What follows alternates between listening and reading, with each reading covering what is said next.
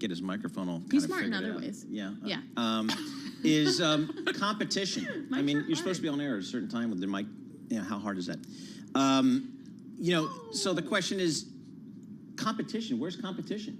Yeah. Well, it's hard. It's expensive to get this stuff out. I think that's the problem. And also, if you don't want to pay over $1,000 this year for NVIDIA, even though you're optimistic about the future there, what are the derivative plays there? I was doing this small business report today, looking at a company that's not publicly traded, Encharge, the brainchild of a Princeton professor, to make it more energy efficient, these chips. So, sure. There you go. Well, yeah, but there are a ton of those startups, but it's just a question of actually making the money. That is the question. All right, thanks so much for, I don't know why I'm thanking John Tucker. We always thank John Tucker. We do, but I'm going to go to someone who knows more about this. You're welcome. Sujan Sobhani is Bloomberg Intelligence Senior Semi-Analyst. I hope he knows more than we do about this. He does. He's smart. All right, the stock up 10%. Can they continue at this point to just continue to beat and raise? I think in the near term, they can definitely. Demand on most of their products keep running ahead of supply. We don't see any slowing down in terms of purchasing from their customers. In fact, beyond their largest cloud customer, enterprise and consumer internet companies are coming in strong. So we don't see any sort of big risk that says they cannot continue. So Kunjan, I was telling Alex and John, when we get smart people on like yourself, I like to ask the question about competition. I'm kind of surprised that, NVIDIA has this competitive leadership position relative to everybody else. How proprietary is their chip design versus, I don't know, the AMDs of the world, even a Cisco? What is the competitive landscape? Yeah, I mean, look, they were, I would say, almost 2 to even arguably 3 years ahead of everyone. And it's not easy in the chip landscape to catch up when someone has that kind of a lead. They have actually aggressively gone out and out-innovate their peers. Before, they were on a 18 to 24-month product cycle. Now they are on a 12-month product cycle. So they just keep staying ahead of their competition. Their competition is trying to catch up. AMD has made significant progress and now is another second viable alternative in the market. Hence, you see that in their significant growth as well. But we don't think at this point there is anyone else who can rival the total system TCO and performance that they have. I was mentioning earlier that NVIDIA gets about 40% of its revenue from the big 4 players, Microsoft, Meta, Alphabet, and Amazon. What kind of risk is that, if any? I mean, there have been concerns around it. So there's 2 good data points that came out of the sprint. One, that concentration did reduce for the very first time. And what we liked, it was not reduced because the cloud guys slowed their purchasing. In fact, those top 4 guys are expected to increase their CapEx spend by 45% this year. And they're all lined up to purchase its newest Blackwell products. But what was good was that the share was taken by strong enterprise demand, which we really like because that is much more diversified and sticky. Kunjan, let's say I'm at Amazon and I buy one of NVIDIA's chips. When do I have to replace it? Good question.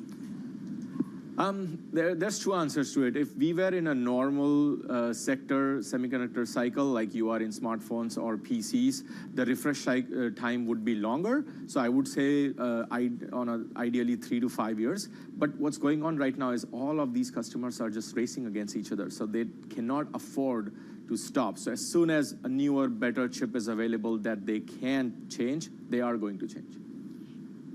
What would stop all this? Like, we know that AI is going to grow. We know that there will be demand for chips. We know all that. That's a structural shift within the economy. But what makes it cyclical?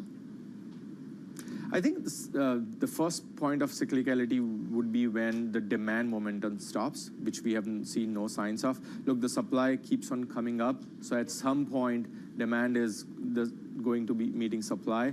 And after that, if we see any kind of weakness in demand, look, if the largest cloud providers don't see return on their investment, don't see monetization benefit, don't see their earnings and revenue grow from these investments, that's when we can start worrying about sort of a cyclical downturn. All right, so how else in your universe of semiconductors, how else do you play this trend?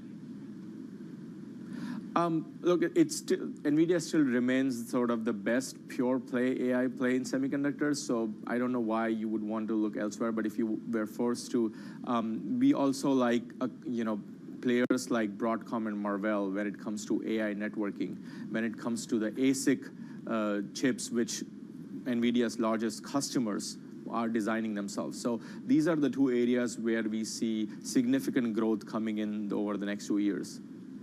All right, Kujan Sobhani, thanks so much for joining us there. Kujan Sobhani, Senior Analyst covering the semiconductor space for Bloomberg Intelligence, joining us from San Francisco. He's right there in Silicon Valley, right in the middle of it all, joining us from our camera out there. I'm looking at Broadcom. That's up over, up over 100% over the last 12 months. So the market likes that. AMD's up about 50% on a trailing 12-month basis. Qualcomm up 100%. So the chips, man, they've been the place to be in the tech space. So how about that? Yeah. So again, and we're kind of just looking at the NASDAQ right here. It's up about 0.6%. The market, the S&P 500, is up about 0.1%. So obviously a little bit of outperformance there in a tech-heavy NASDAQ. A lot more coming up. This is Bloomberg.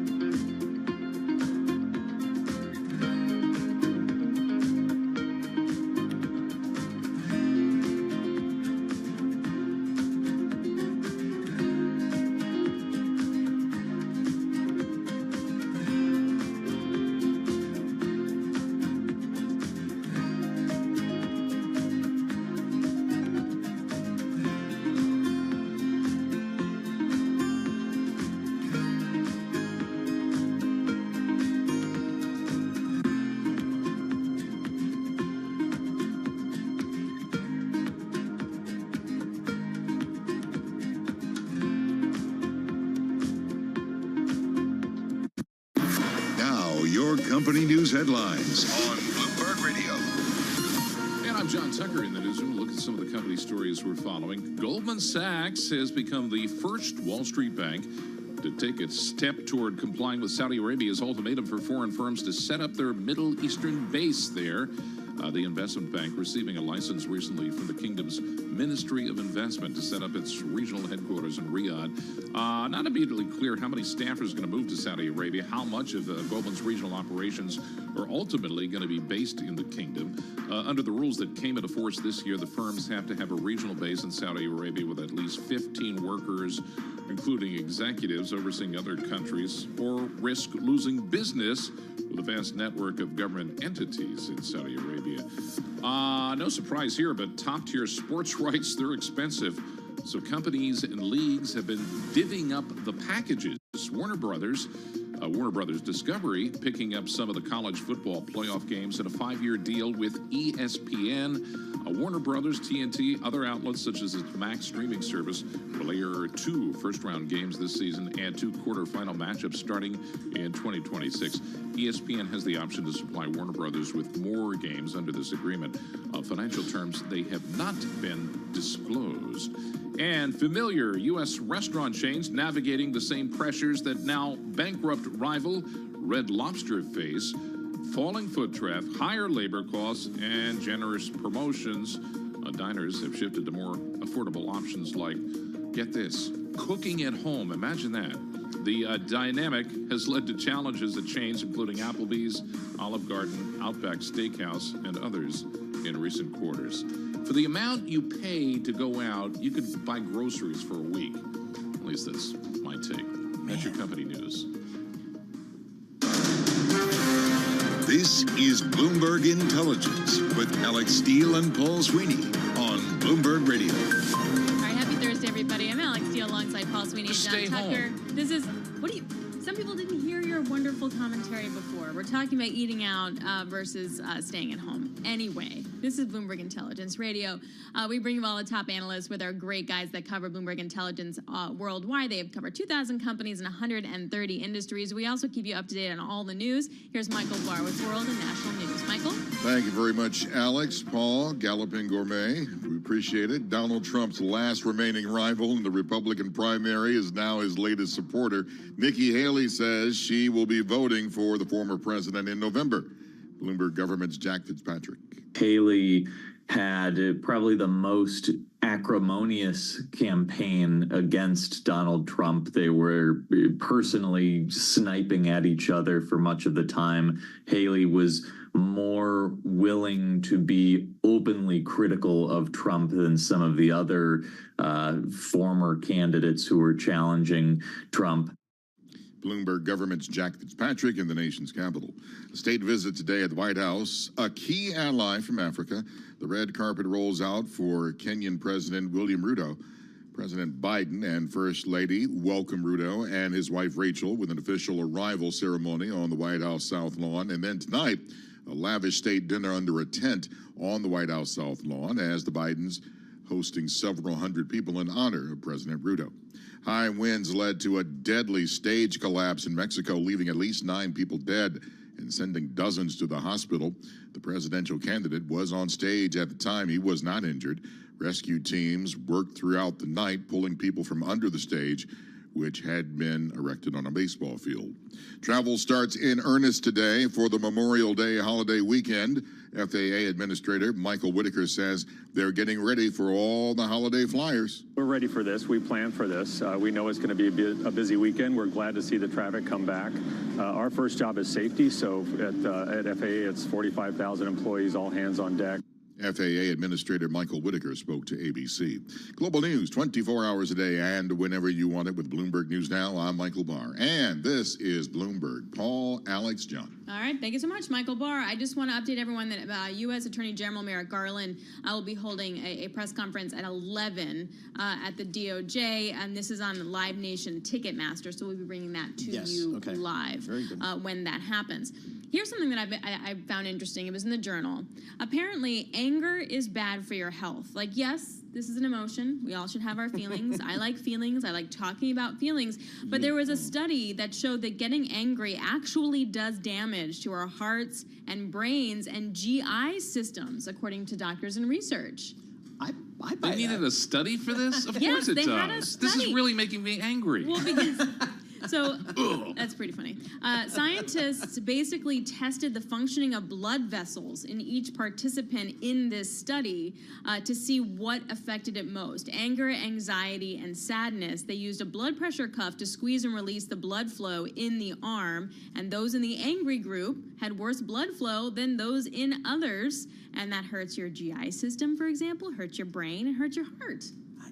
Yeah, I get it. So being angry makes your blood pressure go up. That's why. You can't. That's why one of the most iconic characters in movies is the dude. in The Big Lebowski. The dude. I mean, just the exact opposite of that. Nothing gets to him, and that's how you can get through life that way. I don't know. It's also like the adrenaline spikes that come up either from anxiety or anger. Right. The flight or fight sort of feeling that you get is really bad for you. Like having that go bing bong all the time when you're not being chased by a lion is actually the dude bad. wrote out a check for like 78 cents at a grocery store for a cream so he could put it in his mixed drink. Yeah. His White Russian. As we should all aspire to be the dude. Exactly. I mean, at the end of the day, right? Yep. This is The why dude we abides. get angry and stressed and Not work good so for hard. you. So not good for you. So No, I'm not but going it's to do so that stuff. hard. Meditation, I think, The is what older we you need get, to work I on. kind of just chill out. Nothing bothers me. You do. Or less bothers me. Let's put it that way. All right, no. All right, So fair enough. one of the benefits of getting older. I'd like to counter that, but we need a full hour to counter Paul's argument. Anyway, you're looking at NVIDIA still up 9%. We're going to be bringing you Merrick Garland's presser. This is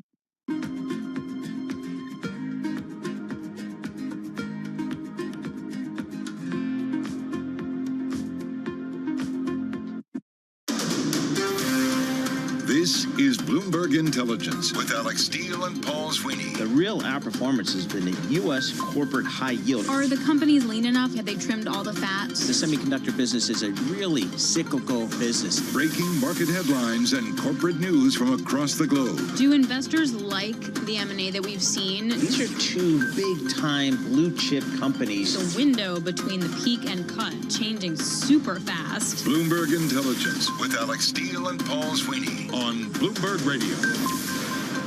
All right, coming up in this hour, busy. We're going to kick it off with U.S. Attorney General Merrick Garland. He's going to be holding a news conference at the Department of Justice regarding Live Nation Ticketmaster. This should be interesting. So we're going to bring that to you live right in just moments. Joel Levington, he's also Bloomberg Intelligence Global Director of Credit Research.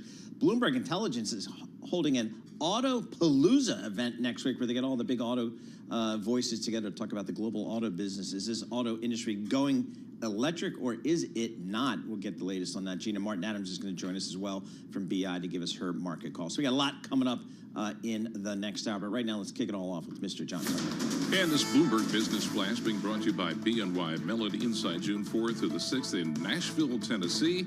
Don't miss the essential event for the financial advice community. Visit insight.bnymellon.com. And right now, the major stock averages, they are mixed. You have NVIDIA's results, also higher yields. That's keeping a lid. And in case of the S&P 500 and the Dow right now, sending those indexes lower. Shares of NVIDIA, though those are surging after that bullish sales forecast. Shares of NVIDIA right now, they are up close to 10%. Sarah Hunt at Alpine Saxon Woods was sufficiently impressed by NVIDIA's results. For the Philadelphia Stock Exchange Semiconductor Index up 0.7%. You have chipmakers Broadcom, Marvell Technology, Advanced Micro Devices also rising today. And then the hardware stocks among the biggest gainers include server makers Super Microcomputer and Dell Technologies. S&P 500 right now down about a point, 53.06. The Dow Jones Industrial Average 252 points lower. And the NASDAQ 100 right now up 63 points, a rise of 0.3%. Two-year yield 7 basis points higher. The 10-year up 6 basis points. We check the markets for you all day long right here on Bloomberg Radio. I'm John Tucker, and that's your Bloomberg Business Flash. Alex and Paul. All right, thank you so much, John Tucker. Really appreciate that. We are still waiting, of course, for U.S. Attorney General Merrick Garland. He'll be holding a newser at the Department of Justice on Live Nation and Ticketmaster. Paul, so you know this deal really well. I know this deal well. Live Nation was, thank you very much. Yeah, I do know this deal well. Live Nation and Ticketmaster got together, and it's just a major dominant player in the concert business. Live Nation controls more than 265 concert venues in North America and manages more than 400 musical artists. That's according to the Justice Department. Overall, the Live Nation controls at least 80% of major concert venues ticketing for concerts. So they are the dominant player, not just in North America, but globally in terms of owning the venues, managing the artists, and then the ticketing as well through Ticketmaster. So really, it's a big part of the entertainment business because if you're a musical artist today, the only way you make money is by touring. Totally. Totally. That sounded so smart. But my question is, and this is maybe a silly question, but if the DOJ says, guys, we don't want you to be pair it up anymore. They can just say, Live Nation, you got to spin it off now. Yep. This is the date. Do it. Yep, absolutely. That's some serious execution risk on that. Yeah, and this deal, the merger of the Live Nation and Ticketmaster did pass DOJ review when it was when this deal was consummated. I'm going to say 15, 20 years ago, 15 years ago. I'm not sure when it happened, but so the DOJ already had a swipe at it, and they approved it, but now they're coming back and saying not so much. So the concert business is really consolidated. It used to be very fragmented. Every town USA had their own concert promoter. Live Nation went out and just rolled them all up and acquired them all and made it a real business. So now we'll have to see what the DOJ is going to say. Interesting. All right, we'll bring that to you. Let's get some other movers here and update on that with Alexandra Semenova. She joins us here in the studio. What are you watching today? Hey guys, so of course everyone has been talking about NVIDIA all day long, so I'm taking a look at some other pockets of the market. A company that I am looking at is VF Corp. That is the owner of brands like Vans and Timberland. They reported a loss in a 7th consecutive quarter of falling sales. Shares are down about 3% right now. The company said that it is working to turn around its America's operations and its Vans brand, including hiring a new president and also cutting costs and paying down debt. Earlier this year, that they said that they were undertaking a strategic review of their brands, and the company also laid off about 500 employees late last year, but analysts at Morningstar say that there has been little progress on the turnaround so far, and you can see that right now reflected in results. Sorry, VF Corp? I don't know. VF Corp? Yeah.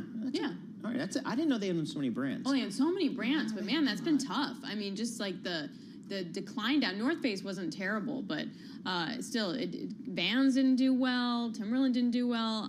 What else are you looking at?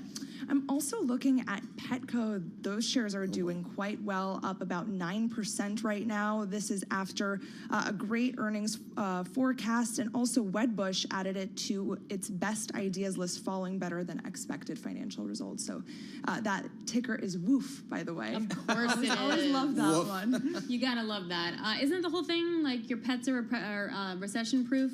Exactly. Isn't that the whole, but then you had the whole pandemic where people were buying pets and maybe they shouldn't have bought. They should, and then they wanted to return the pets. Then you got to put chips in your pets, so that could be the AI play. Or is that an AI? That's not an NVIDIA chip, I'm guessing. No, I don't think so. No, he's just making a joke. It's just, everything's an AI play. You had to explain that. I did. I felt like it was important. All right, Alexander, what else you got?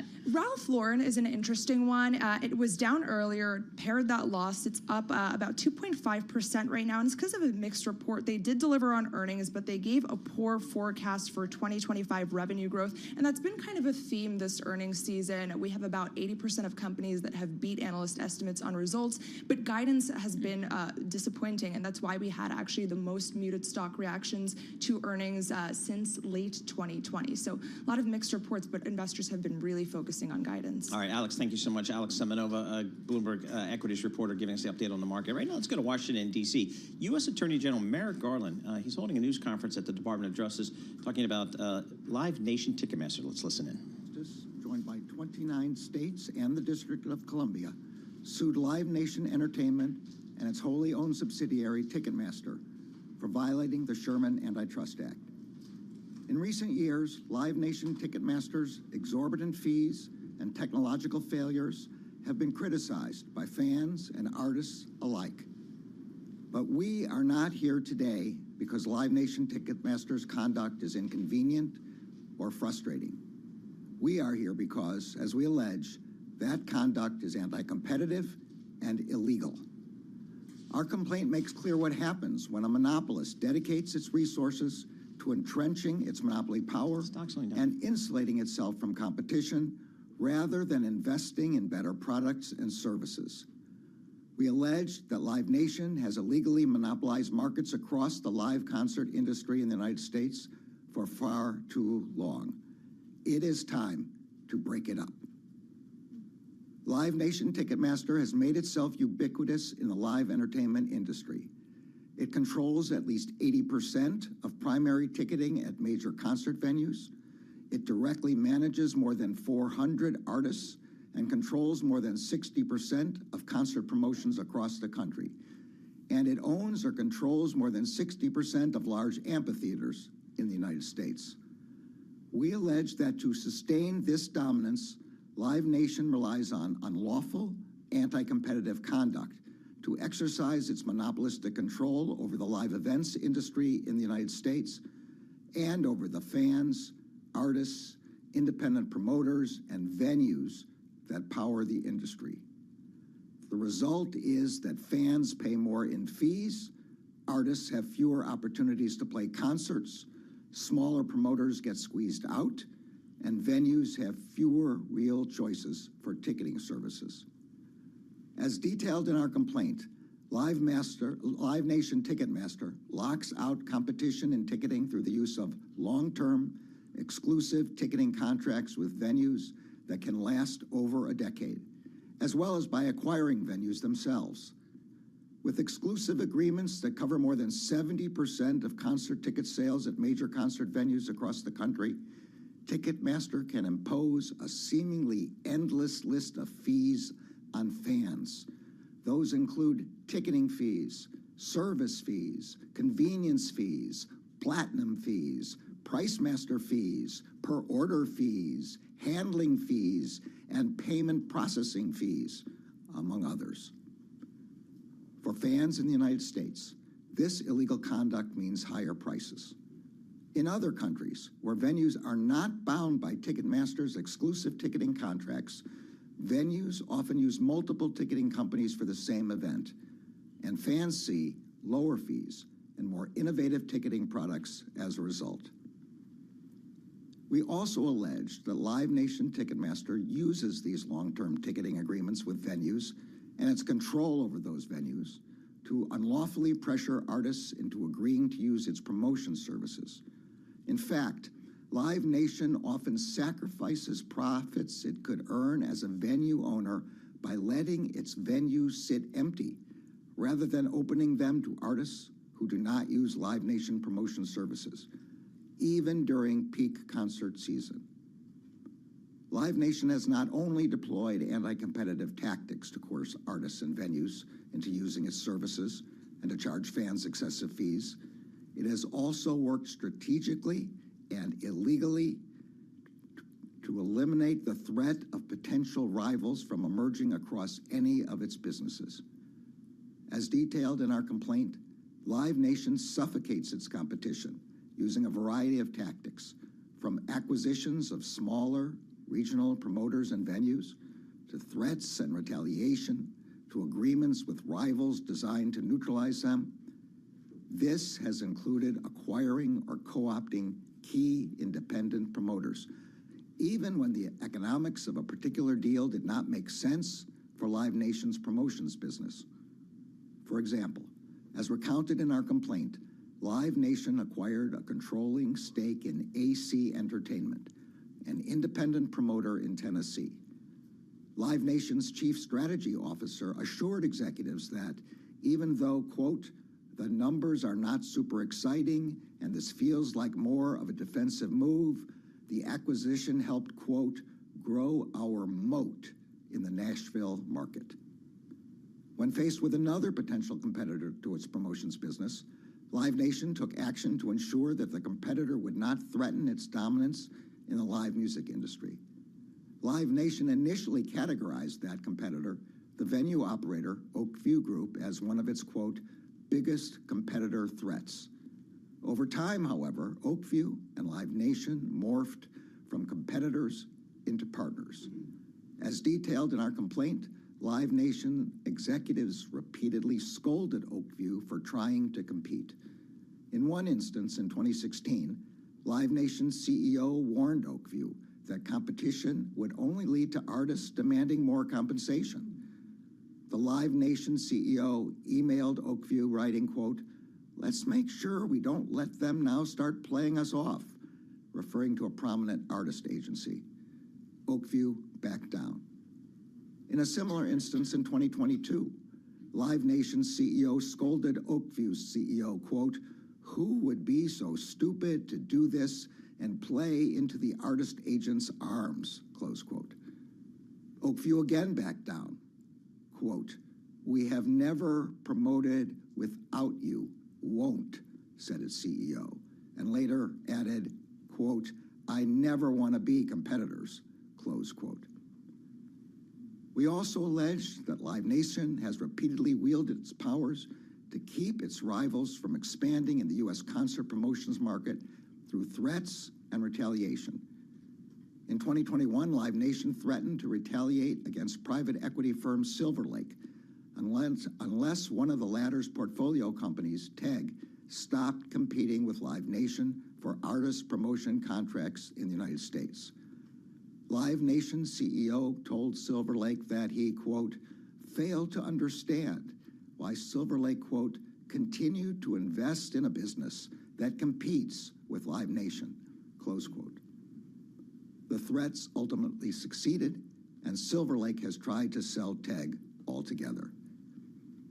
We allege that Live Nation does not maintain its dominance in the live entertainment industry by staying ahead of its competition on the merits.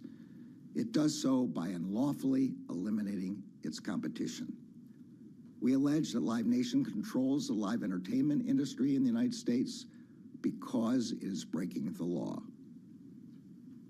I am grateful to the Justice Department's Antitrust Division for their excellent work on this case. The live entertainment industry is complex and well-sourced. Taking on this case has required persistence and diligence by the antitrust lawyers who are behind me today and by their team. I am proud to work with them. People always remember the first time that they were transformed by live music. I still remember, as a senior in college, going to a Bonnie Raitt concert and seeing a then up-and-coming musician named Bruce Springsteen play as a warm-up act. We all knew that we had just seen the future of rock and roll. The Justice Department filed this lawsuit on behalf of fans who should be able to go to concerts without a monopoly standing in their way. We have filed this lawsuit on behalf of artists who should be able to plan their tours around their fans and not be dictated by an unlawful monopolist. We have filed this lawsuit on behalf of the independent promoters and venues which should be able to compete on a level playing field. And we have filed this lawsuit on behalf of the American people. It is time for fans and artists to stop paying the price for Live Nation's monopoly. It is time to restore competition and innovation in the entertainment industry. It is time to break up Live Nation Ticketmaster. The American people are ready for it. Thank you. I'll now turn All this right, over that to was Deb. U.S. Attorney General Merrick Garland holding a news conference at the Department of Justice. They are filing suit to break up Live Nation and Ticketmaster. So I guess for a lot of folks, probably some support there, because I mean, I think we all, when we go see a ticket and then you see all the fees attached to it and so on and so forth. I don't know. I mean, so I guess there's some popular support out there for this. So benchmark analyst Matthew Harrigan said that he sees this suit as being, quote, significantly politicized amid the U.S. election year, a.k.a. you're unhappy because prices are high because you had to pay a lot of money to go see a concert you wanted. Look, I'm taking action now, and we're suing that company that made those prices high. So there is the argument out there for that. Macquarie also pointed out that this is a pretty high hurdle for that to be made, and Bloomberg Intelligence was saying that, look, even if this goes down, that it would take years in order to, it would not be an easy spin-off or anything like that. That would take a long time to get going on it. Looking at the stock of Live Nation right now, LYV is the ticker to load into your Bloomberg terminal. It's off about 6.4% today. It's up just about a 1% year to date, and over trailing 12 months, it's up about 15% here. But there's no denying that they absolutely dominate the concert business, and it's not just North America; it's globally. They're that large globally. Philip Anschutz, who is a guy from Colorado, owns railroads and big business person, has a big entertainment company as well, and he's tried to compete against Live Nation. And I think Merrick Garland was suggesting even he acknowledged how hard it is to compete against Live Nation. Again, what Live Nation did, folks, is they just went around, like a lot of other companies have done in the past, and took what was a very mom and pop type of industry, lots of little promoters, concert promoters in every town USA, literally down to second, third, fourth levels cities and markets, each had their own individual concert promoter, and Live Nation just went around and bought them all up and created and got a lot of leverage, and they exert their leverage. They'll tell you right in the, in their filings and conference calls, they exert their leverage to maximize advertising revenue, promotional revenue, all that kind of thing. So the Justice Department thinks they have, and when this deal was put together, Live Nation and Ticketmaster in 2010,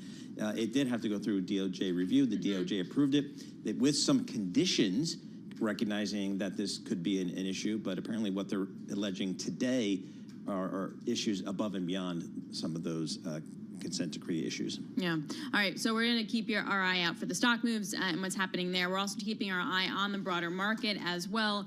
You're looking at the S&P is barely higher, up 0.1%. The NASDAQ, shocker, is outperforming, up by 0.6%, really helped by NVIDIA at a record high, 52-week high, blowing past 1,000. So let's get, what I'm interested in now is now what? It's not only what's now what for NVIDIA, but now what for the broader market? Is tech still going to be responsible for pushing it higher? Gina Martin-Adams, Chief Equity Strategist at Bloomberg Intelligence, joins us now. And Gina, this comes directly from your guys' note this morning that came out that talked about the importance of tech when it comes to earnings, but how much that importance will still be there in the coming quarters. Yeah, I think it's a critical issue for the market at large, because we've been in this really intriguing sort of environment over the course of the last year where tech has sort of almost single-handedly held up S&P 500 earnings. Tech and communications together as sectors have been the earnings stalwarts in the index, while the rest of the index has suffered through some kind of earnings recession. In particular, the commodity-centric sectors really posting very strong declines, but also healthcare posting double-digit declines in earnings over the course of the last year. As we move forward, this sort of onus on technology should lighten up at the very least, and that may get reflected in the stocks as well. Naturally, when these were the only earners on the index, capital concentrated in those names, concentrated in those themes, and we're already starting to see some evidence that that thematic trade, that tech-centric trade is breaking up. Some of the evidence that we presented in the note this morning, for example, first is NVIDIA isn't even the top theme stock that we follow right now. When we look at all the stocks that are most levered to themes, the stock that has actually performed the best is Siemens Energy. We're seeing physical environment themes generally outperform AI-centric themes already in 2024. Earnings trends are shifting, and correlations with the market between tech and the rest of the market are also shifting somewhat. So there's a lot of evidence that this is already occurring in anticipation of that earnings trend shift later this year. How about valuation? Gina, where are we here kind of post-earnings? And we've seen the shakeout in kind of earnings estimates and guidance and so on and so forth. What does that mean for you in terms of valuation of this market? Yeah, I think you have to look at valuations on a sector-by-sector, stock-by-stock, industry-by-industry basis. If you're looking at valuations of the market at large right now, you're also looking at valuations that reflect an earnings recession outside of tech and an expected slow recovery from that recession. You're also looking at valuations that are abnormally skewed toward tech, and tech is the one sector in the index where we can prove that using valuations as a tactical timing measure is a faulty strategy. So I do think that if you're looking at broad market valuations, you're kind of missing the bigger picture in really unique circumstances. So we do look at sector level valuations, and what you find is there are still quite a few very discounted segments of the U.S. equity market outside of tech and communications, where, again, capital has concentrated because those were the only earnings growth stories largely in the market over the course of the last year. So when we look across the landscape of the S&P 500, we actually see nearly half of the stocks in the index are trading at levels below their median valuation multiples of the last cycle, the pre-pandemic cycle. So that's just one small stat on what's really happening beneath the headline of multiples. Sure, everyone will tell you the S&P 500 looks expensive. It looks expensive relative to recent past because of these unique earnings circumstances, as well as the unique concentration of earnings inside tech and tech specifically. And that's what happens when we say things like, maybe this time is different. Like maybe the economy is different this time than it was, say, 20 years ago. Gina, one of my favorite stories of this year has been the outperformance of utilities. And typically if that happens, you're like, ooh, well, investors are going to be really scared because that's where you go and you're scared and you want higher yield and you don't want to have any growth, et cetera. Is there a possibility for utilities to become a growth sector as we tie that into the data center AI story? I think no.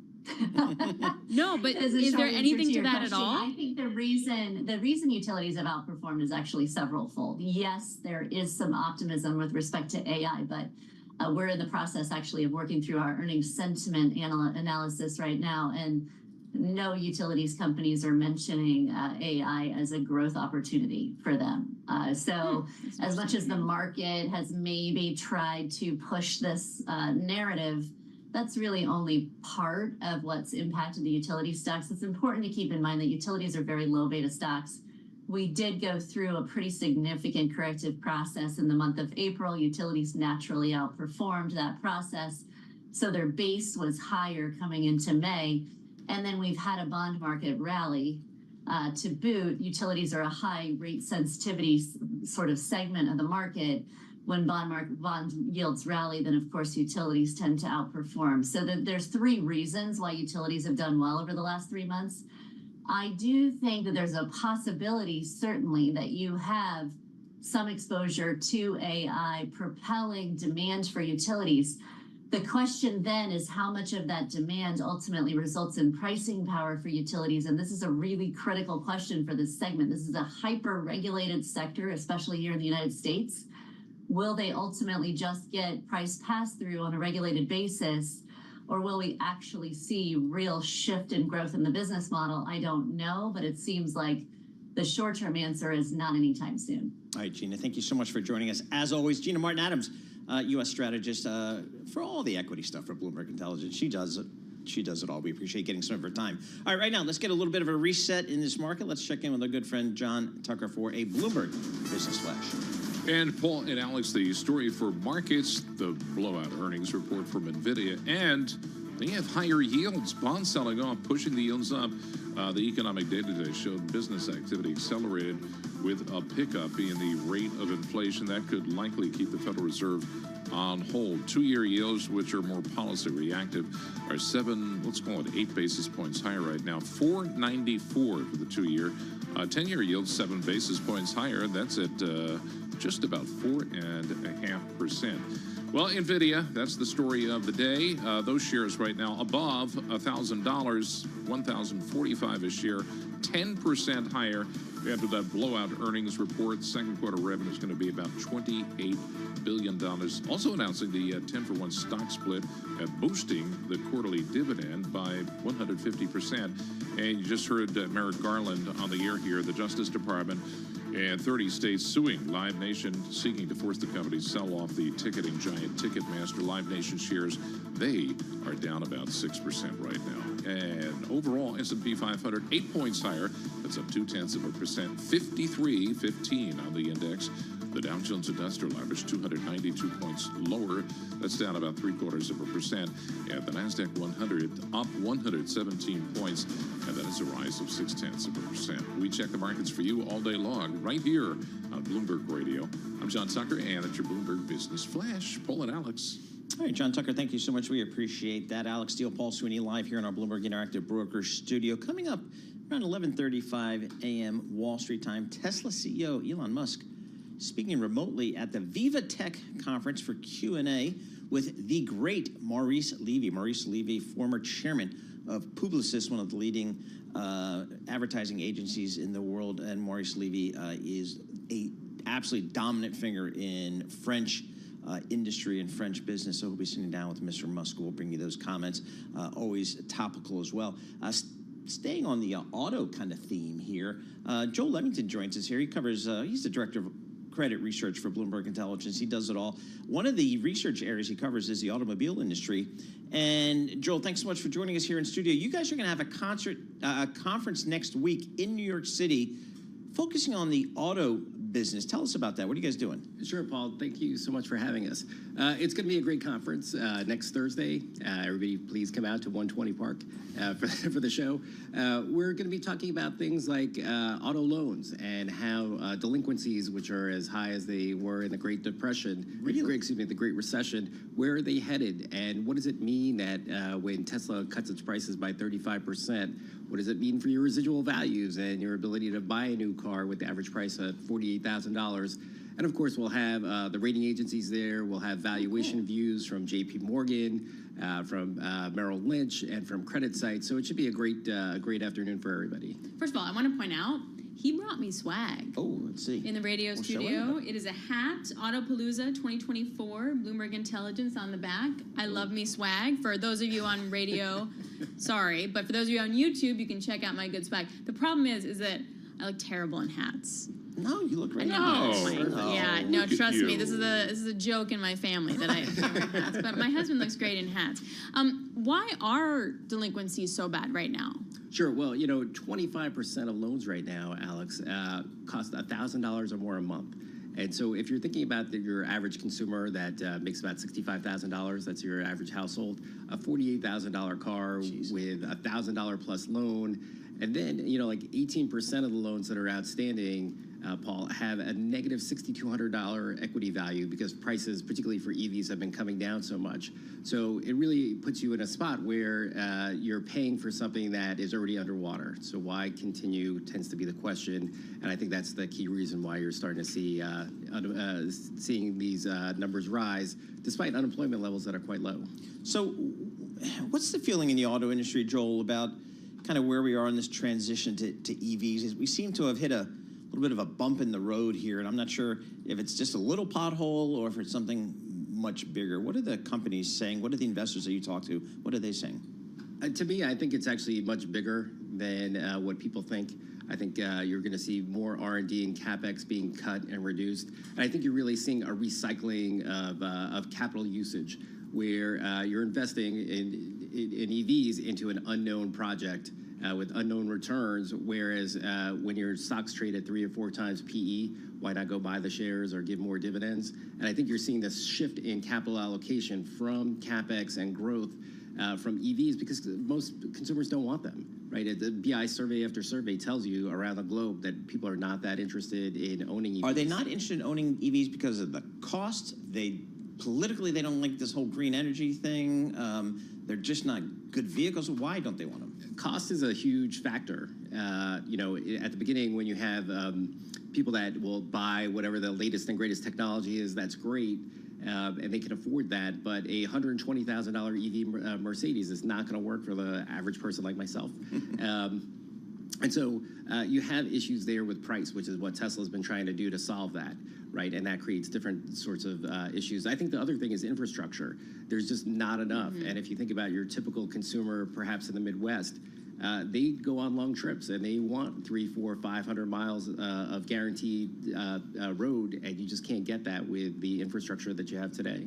And is this just also sort of the wrong time? Like if we just pair that with auto delinquencies, we haven't seen this since the Great Recession. Like that's not the right time to then try and convince people to buy a car whose base price is $60,000. Especially because you can get into something better like a hybrid, or better than a pure better ICE value, or like cheaper and still does the same thing and relatively. From a green standpoint, certainly better than a pure ICE engine where you could probably double your mileage, pay a lower dollar amount, and feel like you're doing something for the for the earth.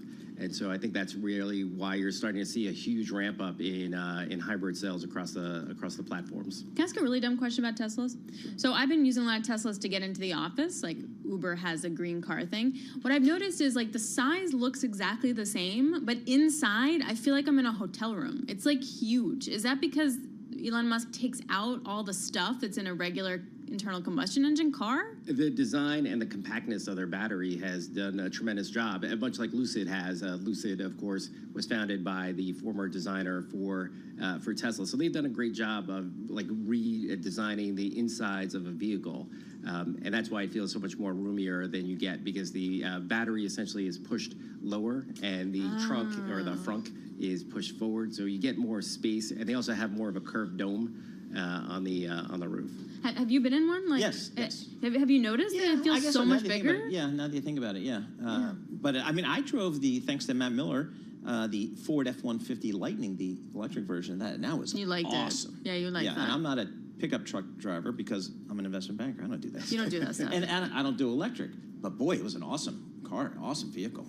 So what's the feeling, Joel? Is hybrids going to be kind of where we settle out, do you think? Or like I asked the BCG guys, right? And the auto guy there says he thinks in 10 years, 40% of sales will be EVs. Does that sound reasonable? I would take the under on that. Take the under on that. Okay. Yeah, and I think it doesn't really help. It really doesn't help anybody until the technology is stronger and the cost is lower on the battery side to really make an effective car at an effective price. And I think you'll be seeing that ramp up in part because the Chinese are coming and the Chinese can make a profit at $10,000 a car. Well, they're not coming now because we have don't we have like tariffs on them and something like that? We do, and that is a huge concern, really more for the Europeans than for the U.S. Ford and GM don't make a lot of money in China, but when you think about Volkswagen or you think about Mercedes or BMW, that's about a third or 35% of their business is based in China. So it's really the tariffs that are going back and forth or being discussed between China and Europe and China. That's really where the sticking point is going to be in the near term for these autos. So going back to the Autopalooza that you're going to have, and you have rating agencies there, and it sounds very cool. Rating agencies and cool, maybe not usually is what you say, but nevertheless.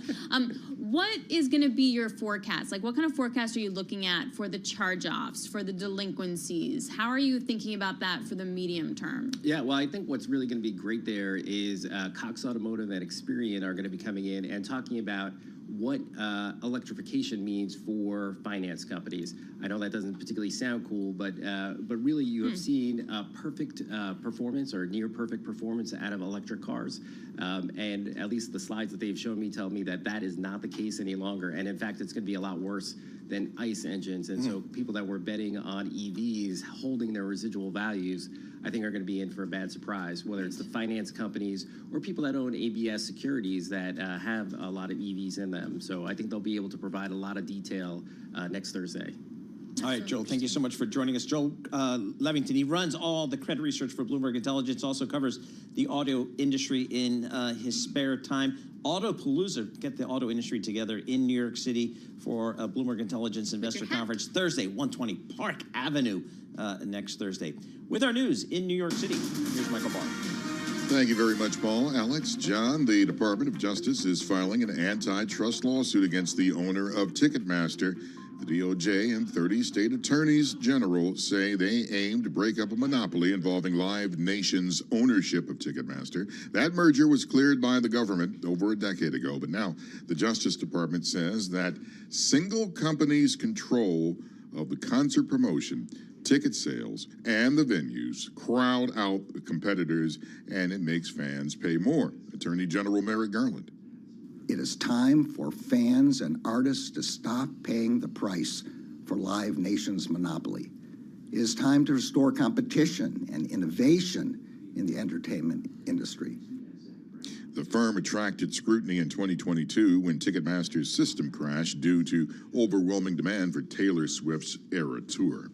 Nikki Haley says she will be voting for Donald Trump in the general election. Bloomberg's Amy Morris reports from Washington. Haley, who challenged Donald Trump for the Republican nomination, is the latest critic of the former president to back his White House bid, as she told a gathering at the Hudson Institute in Washington. Trump has not been perfect on these policies. I've made that clear many, many times. But Biden has been a catastrophe.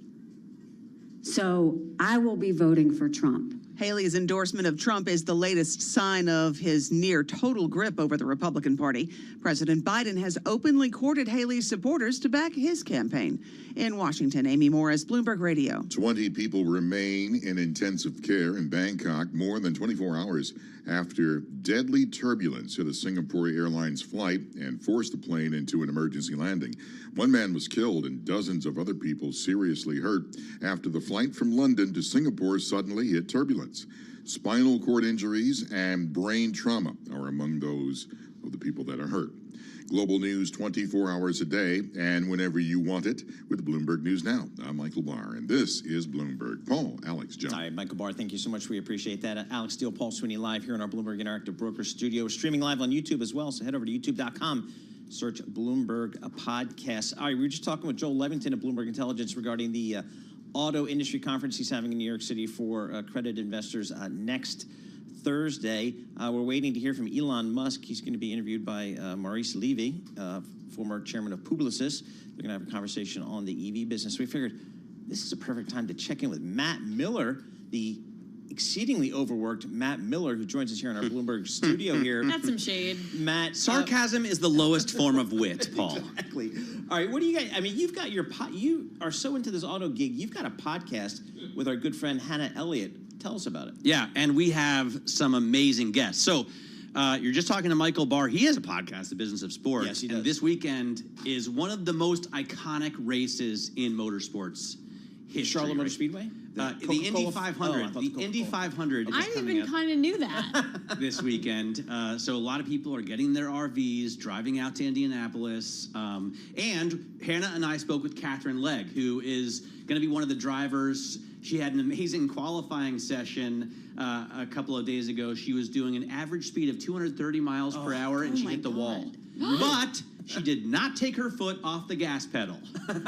Never lift is one of my favorite automotive phrases. So she's on the podcast this week, and it's really interesting. But we have an amazing lineup of guests coming up. Next week, we're going to talk with Zach Brown, who's the team principal for McLaren in Formula One. One of the most watched sporting leagues in the world. So people tell me. And then the week after that, I just snagged Tom Wagner.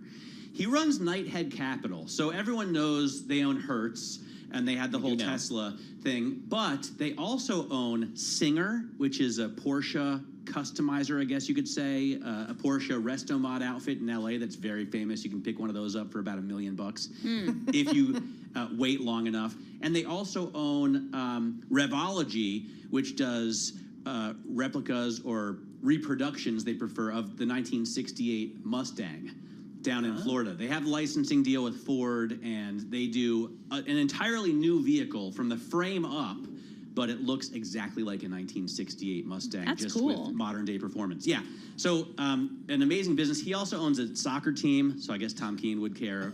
Birmingham, I think, I don't know. And a couple of world racing teams. Yeah, so I'm pretty excited about Hot Pursuit right now. We have a pretty good lineup. Good. That sounds really fun. Do you ever listen? Yeah. No. Nice. Okay, what was the last topic? Oh, she doesn't listen. It was cars. Duh. All I know is I follow Hannah Elliott on social, and what a life she leads. She's all over the globe, literally. Today she's at Lake Como. Perfect. Why wouldn't you be? In Italy, right? For the Villa d'Este, some kind of concours d'elegance. Why didn't you get that gig? Well, Hannah's much better at it. You know, she prefers like the high-end luxury market, the supercars and hypercars. Right. She knows all the millionaires and billionaires that do the collections. I like a Dodge muscle car or a Chevy truck, you know? I'm more salt of the earth when it comes to my... So it's like a perfect combination. Exactly. We span the whole gamut, and we often disagree, but we have a lot of respect for each other, so... It's for good podcast. Yeah, sure. Okay, I'll listen. So, what are you driving right now? I actually last week I was in the Fiat 500, the tiny little compact car, the electric version of that. It's actually pretty roomy on the interior, and I enjoyed driving it. I mean, it's not the right vehicle unless you're only going to go like maximum 5 or 10 miles, right? Because it's a tiny little sort of city car, but it really, really cool. And all the ladies in my hometown loved it. And this week I'm gonna test drive the new Mercedes E-Class, the 450. So it's got the inline 6. I'm pretty excited about that. But I'm most excited about the Mustangs that are coming up. I've been promised by Ford that I'm gonna get to drive the new Mustang Dark Horse, and I'm so pumped to try that out. Are you? No, he's not talking to us. Is he? I see John Tucker like whispering. No, he's not talking into to you. his He's not microphone. talking to you. Oh, okay, no. So the Mustang, they came out with the new Mustang last year. It's kind of a beefier, brawnier, more muscular shape, and it's the last of the big muscle cars. They they finished making the Dodge Challenger last year. They don't make that anymore. Which you own. I bought one. I bought one of the last call versions. Yeah, the RT Scat Pack wide body. See, I knew that. And they finished making the Camaro. So GM and Chrysler, Dodge, or whatever you want to call it, they're out of the muscle car business. Mustang is the only American sort of muscle car you can buy this anymore. Seems like, this seems like they've made a mistake because I don't think those muscle cars are going away. I don't think EVs are going to take over the world like we thought as recently as a year ago. Yeah, I think they did it a little bit too early. They closed down production a little too early. But you still have... Can you have, like, hybrid muscle cars? No, that's not really like the point. The point of a muscle car is kind of a small, cheap vehicle, rear-wheel drive, big motor, and like dumb. Analog is the point of a muscle car, right? But if we're going to keep the muscle car like over the next 60, 80 years. Yes. So that is what Dodge is trying to do. They're trying to make electric or hybrid versions of, they haven't come out with it yet, but the Challenger and the Charger. So they do want that, but the muscle car fans might not want that. The buyers of these products are very averse to electric. Like anything EV, if you go on the forums, they don't like. On the other hand, Ferrari is just about to open up its first all-electric factory. So, okay, they're not muscle car makers, but, you know, again, typically... that's not going to sell. I just don't see it. Where's the sound?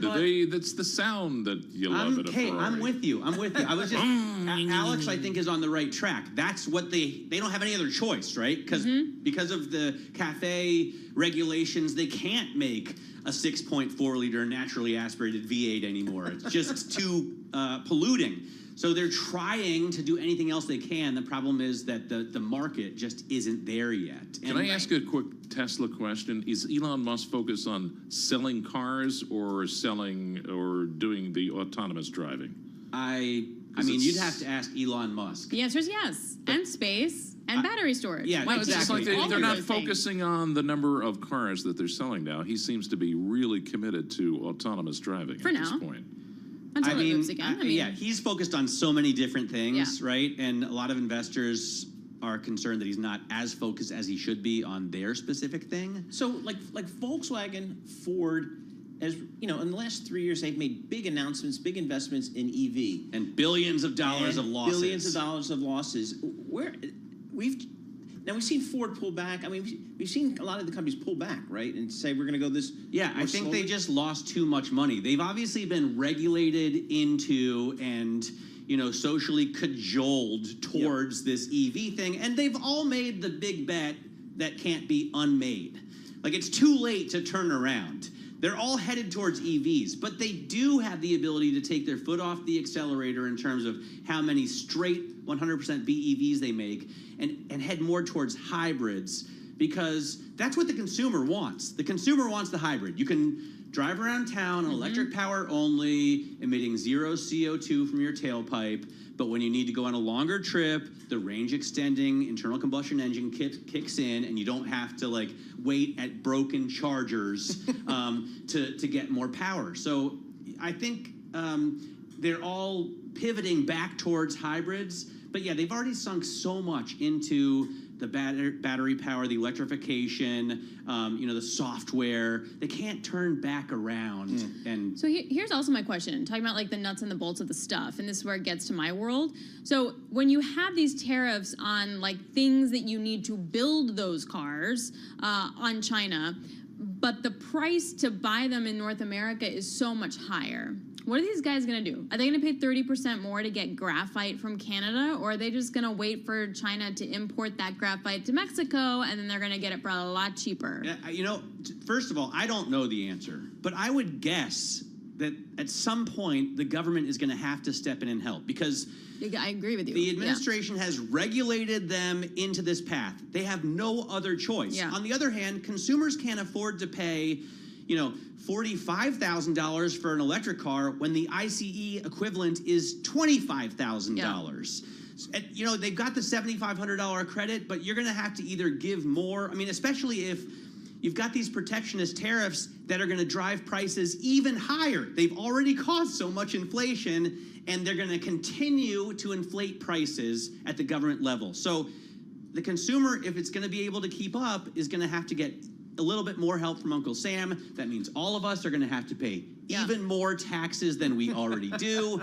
And plus, John Tucker has to play the congestion pricing to come into Midtown Manhattan, which is a tax. I don't know. No, if I were Tucker, I would definitely charge that to work. Like, he comes in here at midnight, at 2 o'clock in the morning. We keep telling him his commute has to be subsidized. We keep telling him this. Yeah, You're not alone. I don't know why you murder yourself. You know, I mean, we all love our bosses, but all right.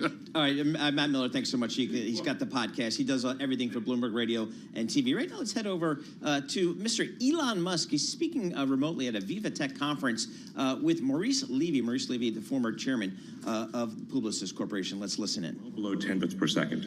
So if you think, especially if you say over a 24-hour period, it's below 5 bits per second. So it's very slow when computers can communicate at trillions of bits per second. So I think this will be important for AI alignment, is to be able to increase the bandwidth of communication by many orders of magnitude. And along the way, it will solve brain and spine injuries.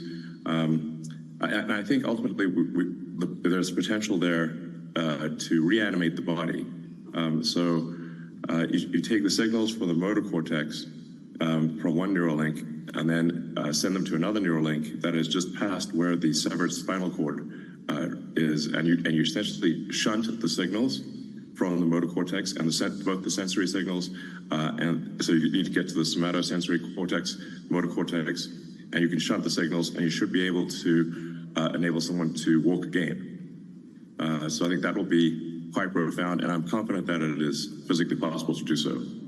It's extraordinary and very impressive, and honestly, rounds of applause, because this is really doing good to people and doing good to humanity. And I would like to jump immediately on something that you called XAI. Sure. I don't know if you are aware of that, but it seems that this was born out of a frustration that you have because you are not satisfied with how OpenAI is doing, and you think that there is something better to be done. Maybe you can elaborate a little bit.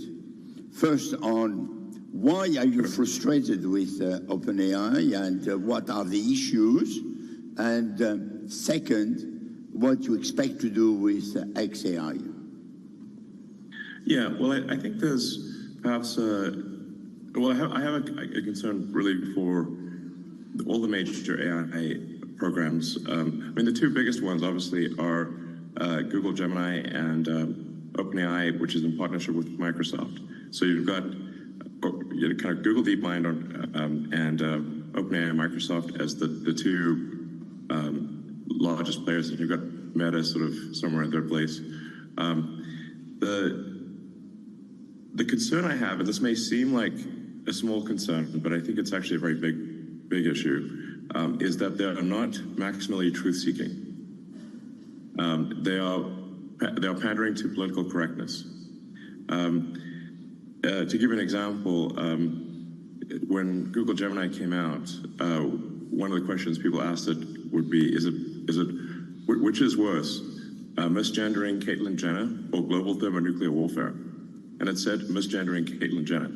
Now, the funny thing is, even Caitlyn Jenner said, please misgender me, that is way better than nuclear war. So, okay. But if you've got an AI that has been trained so hard for political correctness, and really to make crazy statements like that, and OpenAI has a similar issue. It's more subtle, but it's a similar issue. I think that's extremely dangerous because the AI could conclude, well, the best way to avoid misgendering would be to destroy all humans. Then misgendering is impossible. So you can think of some dystopian outcomes there. And so I think you just really want to be an absolutely I think the safest thing for AI, be maximally truth-seeking, even if the truth is unpopular, very important. And then I think another factor is it must be extremely curious. I think if it is truth-seeking and curious, that will be most beneficial to humanity because it will want to see, I think it will want to foster humanity and see how humanity develops if it is curious and truth-seeking. That is, like I said, these may seem perhaps like small things, but I think they're actually very big things. And I wasn't seeing that happen. The AIs were just, they were pandering, they were being trained basically to lie. And I think it's very dangerous to train superintelligence to be deceptive. So with XAI, our goal is, is really want to be as truth-seeking as possible, even if it is unpopular. That is important. I think extremely important. So you said a lie. Yes. Well, for example, when Gemini was asked to render the founding fathers of the United States, it's rendered them as a diverse group. So it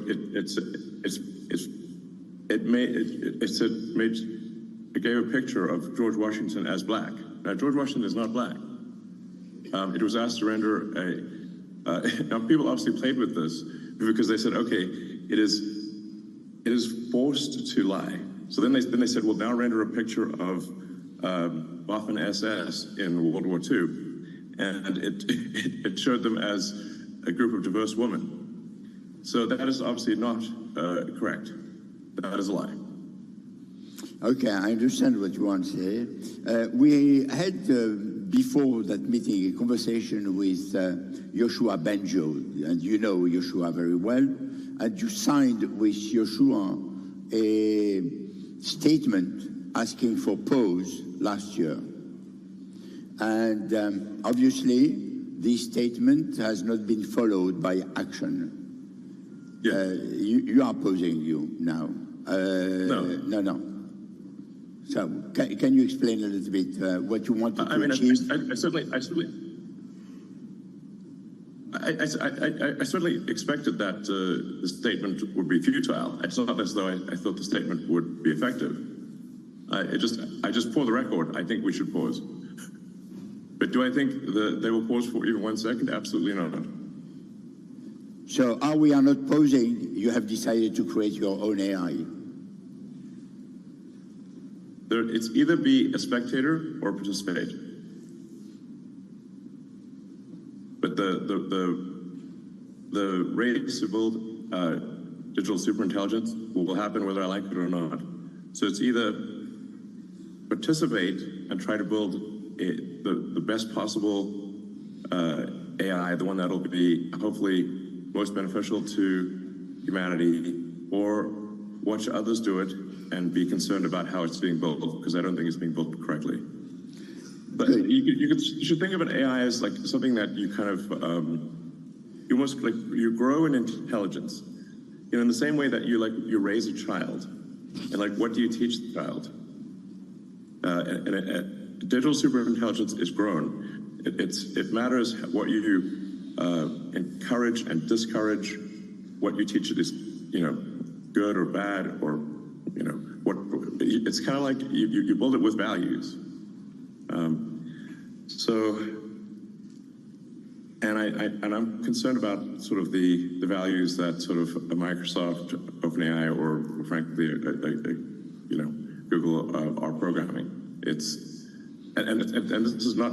These examples I've mentioned are not imaginary. They're actually what it did. Good. As I don't want to frustrate the audience, and I promised that we'll have an interactive session where people can ask directly questions to you. I will stop here my own questions, and I will eventually come back if they have no question to put to you. We will start with group number one. I remind you that you have 15 seconds.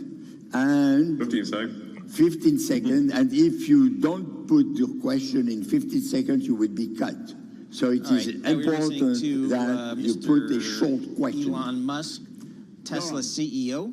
at the Viva Tech Conference, hosted by Maurice Levy, the former chairman of Publicis Group and one of the leading executive figures in France for many decades, talking about the EV business. But again, if you're Elon Musk, you got a lot of balls in the air, don't you? I mean, you got Twitter, you've got Elon, you got the Neuralink, you've got rocket chips, SpaceX, and all that kind of stuff. You got battery storage. Yes. So kind of begs the question, where's the focus? Or maybe he's got being able to multitask on a grand scale. Well, and just the idea of, what was it, the charging network staff? He like laid off the charging network staff, and then they realized they had to hire some of them back, and then they're going to invest, and then they're going to not. That must be very difficult. But obviously he's brilliant, so there is that. I did think it was interesting where he likened AI to a child, and I actually feel like that imagery, because I have a 9.5-year-old, is actually quite helpful. It's like, oh, okay, like they don't know, you have to teach them, and there are good ways to teach them at the end of the day. But finding out what that is and what their roadmap is,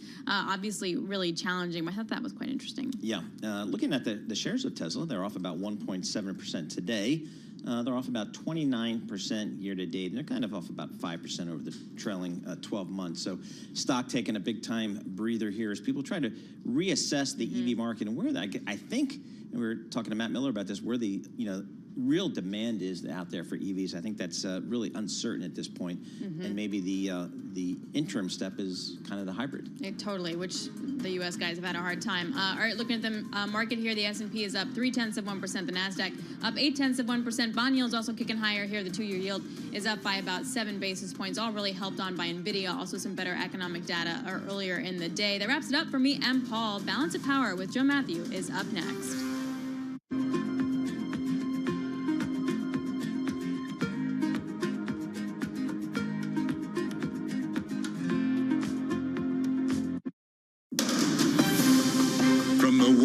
Politics to the world of business.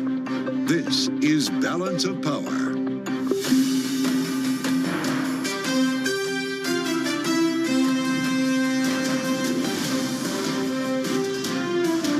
Live from Washington, D.C.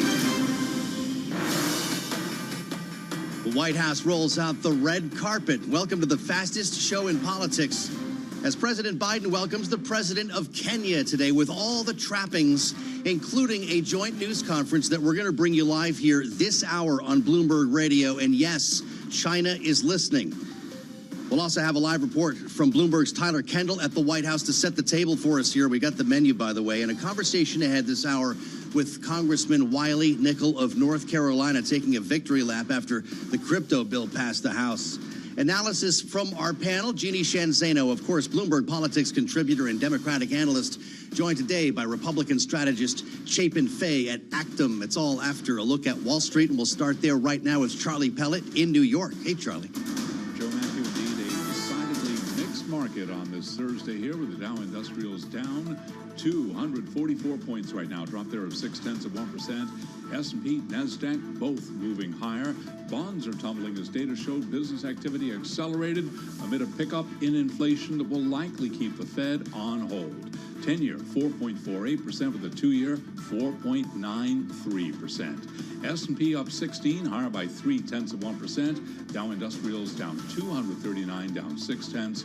NASDAQ down 148, drop there of 0.9%. Bitcoin down almost 2% right now, 68,061. West Texas Intermediate crude oil down 1%, 76.82 a barrel, and spot gold down 1.3%, 23.47 for an ounce of the precious metal. Chipmaker NVIDIA is trading above $1,000 after that bullish sales forecast showed that AI computing spending does remain strong. Well, Keith Lerner is chief market strategist at Truist Financial, and on Bloomberg Television this morning, he was asked what the NVIDIA report tells us about the broader market.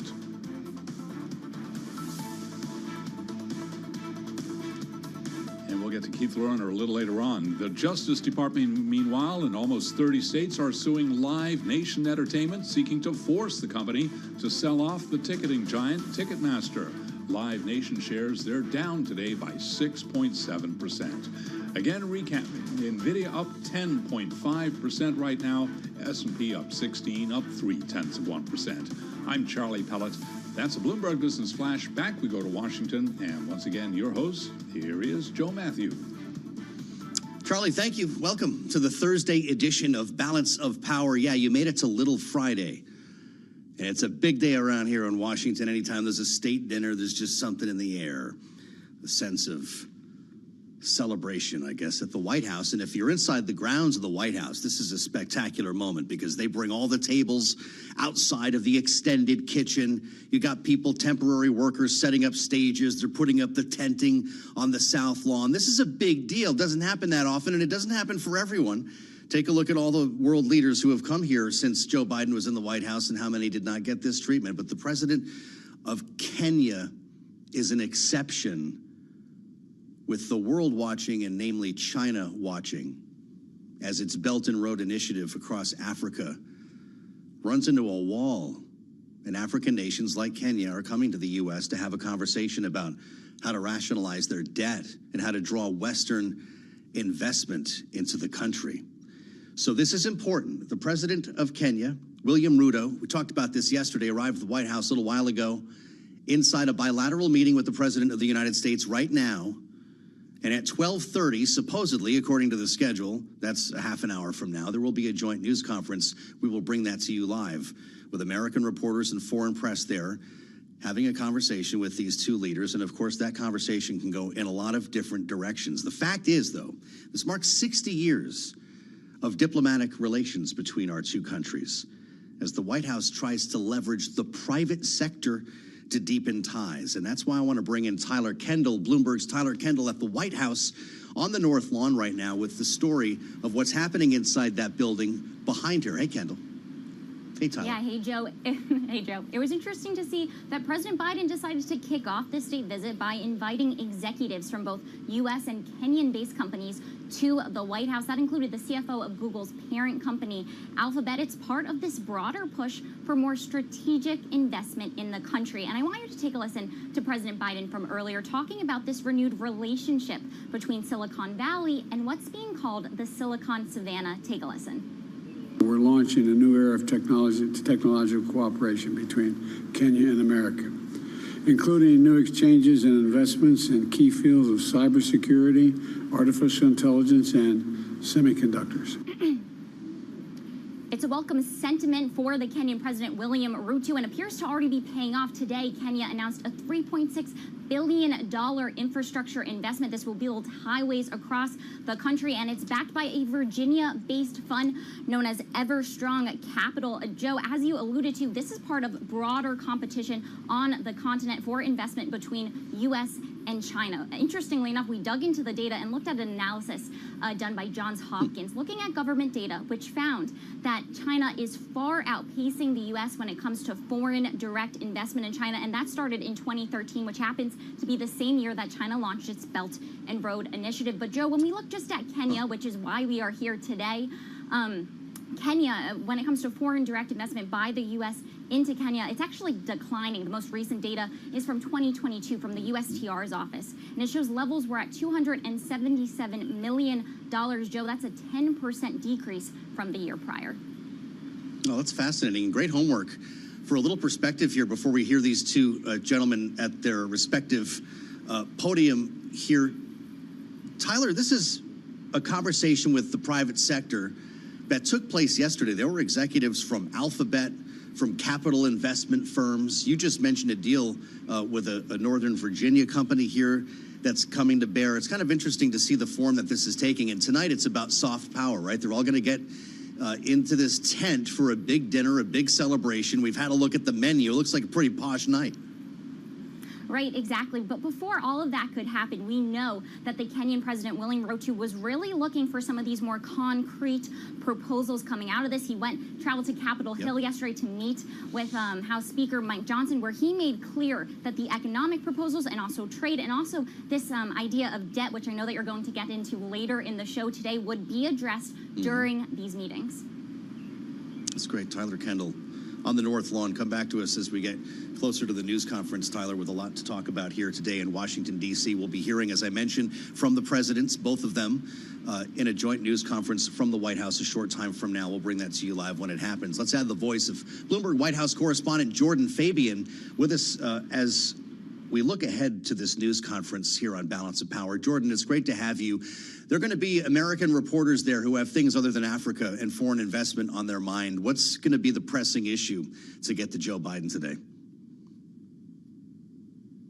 As important as Joe Biden, views this visit today, the issue that's been dominating his presidency is the Israel-Hamas war, and I would expect this is going to come up at the joint news conference later. There are a number of other topics that are on his plate, from immigration to Donald Trump, the ongoing trials in the election, that he could be asked about at that news conference at 12:30. So a lot of topics could be covered. I have no doubt. The significance of this meeting is really something to me, because not every world leader, as you can express to us here and explain to us, Jordan, gets this kind of treatment. Why is the president of Kenya being propped up on this level today on the international stage?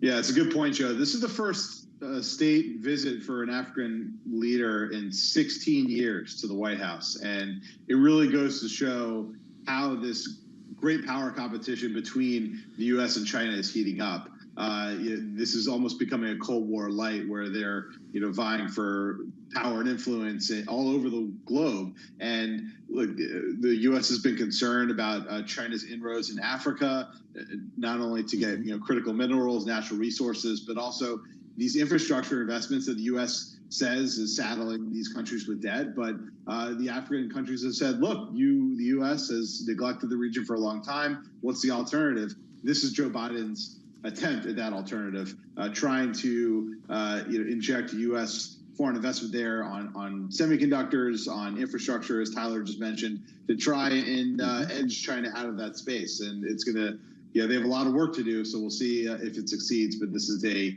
big swing in that direction.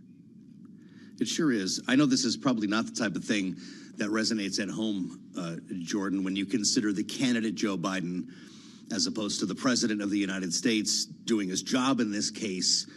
Or maybe there's a broader way to look at it. We hear a lot about the Rose Garden strategy.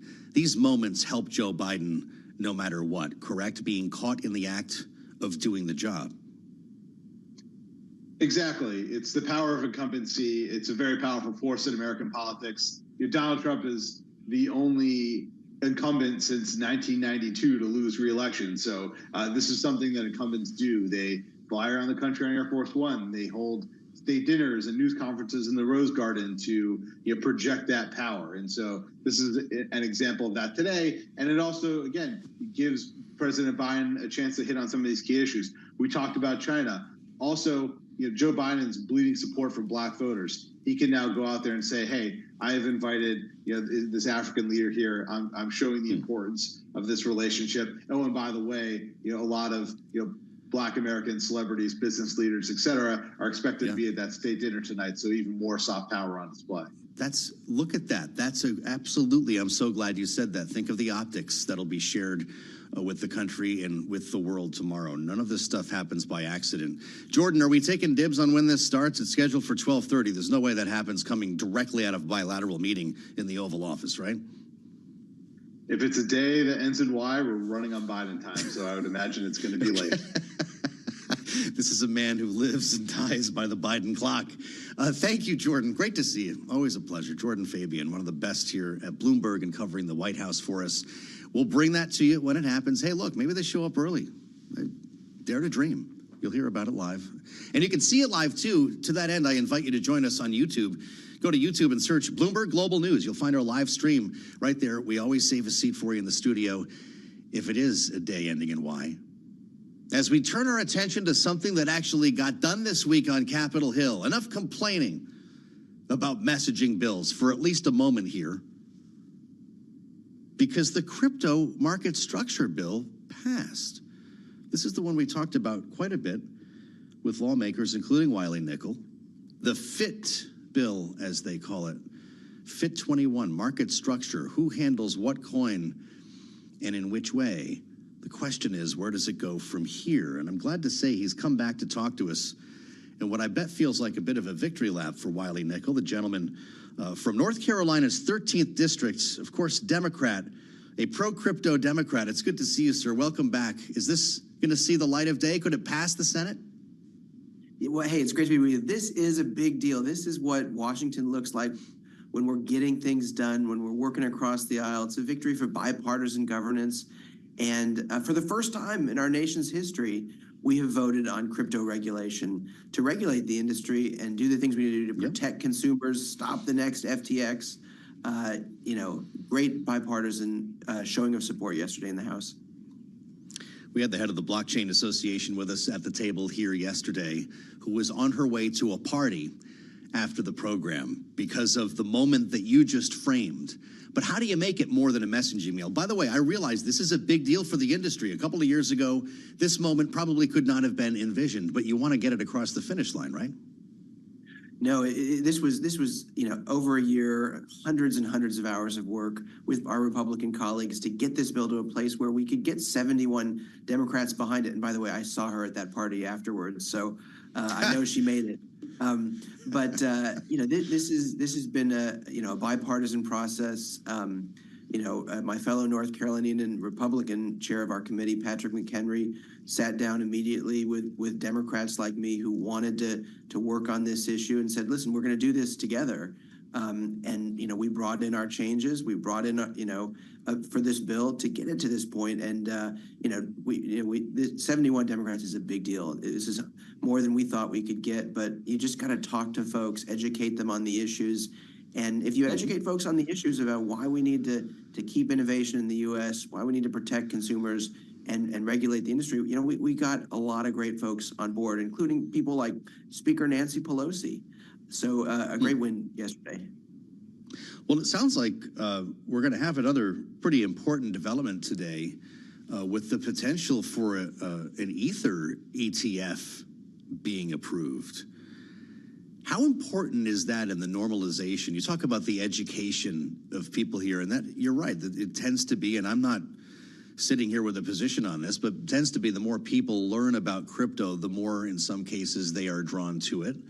If that's the case, you see headlines like today, it's not just Bitcoin, it's Ether. This is part of the industrial investment space. Does that unlock opportunities on Capitol Hill or demand solutions on Capitol Hill? I can just tell you on Ether, that's a place where the SEC, after we pushed and pushed, allowed for a Bitcoin ETF, and they ought to use the same rules and rationale to approve the Ether ETF. I pushed, with Democrat Josh Gottheimer, Chair Patrick McHenry, in a letter just yesterday to Gary Gensler, urging him to approve the Ether ETF. But these are good products. This is a place that is safe for consumers and a way that gives them the opportunity to invest in these products. So I think it's a good thing, and I'm hopeful that we'll have good news from the SEC. But in general, we're seeing regulation by enforcement that is not helping President Biden. And I think the SEC generally is out of step with the rest of the Biden administration on a lot of these issues. So the SEC is not the only voice, the only person at the table here. We've mentioned before that you're ending your tenure, at least for now, in Congress. And as someone who has the freedom to speak, not running for re-election, and I realize that you may well be back in the political sphere at some point soon, has your office become a refuge for other lawmakers who can come there and say whatever they want? There's a ton of freedom in this. You get to do the things that I care about in a bipartisan way. If I think the Democrats are right, I'm with my Democrats. If the Republicans have a good point, I get to work with them on issues. So, that's been great. But, for me, it's just about getting 4 years of work done in 2 years. So we are literally, racing to get to the finish line to do as much as we can. And, people who send us to Washington, they expect us to work and get things done. And I just grasp for any opportunity to move legislation that can get through the House and Senate, get signed by the president, and help the people I'm here to serve. All while honoring the Grateful Dead. That is Wiley Nickel. I thought of you when I saw the images from the Sphere, Congressman. My God, I have to be there for the next one. Thanks for coming back, and don't be a stranger while you're in town. Wiley Nickel, the Democrat from North Carolina. I'm Joe Matthew in Washington. We're going to stick with the bead on Capitol Hill until the news conference at the White House begins, because there is a knockdown, drag-out markup session today. The Farm Bill finally gets its airing. And you better carve out some time. Mike Dorning's coming in next on Bloomberg.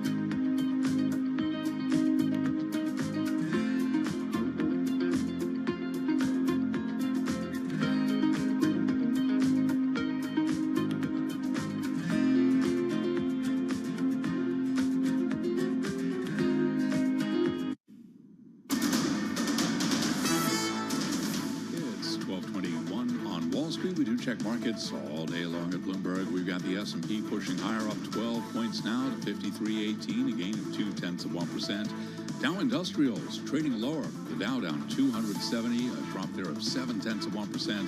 NASDAQ up 132, up 0.8%. The stocks are rebounding as NVIDIA jumps on a solid outlook, and bonds are tumbling as U.S. business activity accelerates amid a pickup in inflation. Right now, the S&P, as I mentioned, up 12, a gain of 0.2%. 10-year yield, 4.48% with a 2-year, 4.93%. Gold down $33 the ounce to $23.45, a drop of 1.4%. And West Texas Intermediate crude down 0.3%, $77.34 for a barrel of WTI. Chipmaker NVIDIA trading above $1,000 after a bullish sales forecast showed that AI computing spending does remain strong. We've got NVIDIA up now by 10.5%, 1,049 on NVIDIA. James Gorman will be stepping down as Morgan Stanley chairman at year-end, capping a nearly two-decade run at the firm in which he rescued it from the brink of failure and turned it into a wealth management powerhouse. Morgan Stanley shares today down 1.1%. Again, recapping, NVIDIA up 10.5%, S&P up 12, a gain of 0.2%. Balance of Power continues now. Back we go to Washington. Once again, your host, here he is, Joe Matthew. Hey, Charlie Pellet, thank you so much. Welcome to Little Friday and the Thursday edition of Balance of Power on Bloomberg Radio, on the satellite, and on YouTube, where you can find us right now by searching Bloomberg Global News. You'll even find out what Mike Dorning looks like. All the famous people here in the Bloomberg DC Bureau are part of this operation as we witness actual business being had on Capitol Hill. To a point. Let's not overplay things here. Maybe a little bit of messaging while we're at it. Because in the Senate, about 2 o'clock in the afternoon, this border security bill that has already been declared DOA is coming to the floor. This is part of Chuck Schumer's plan. It's not going to pass, but this is happening anyway as Chuck Schumer tries to put people on the record.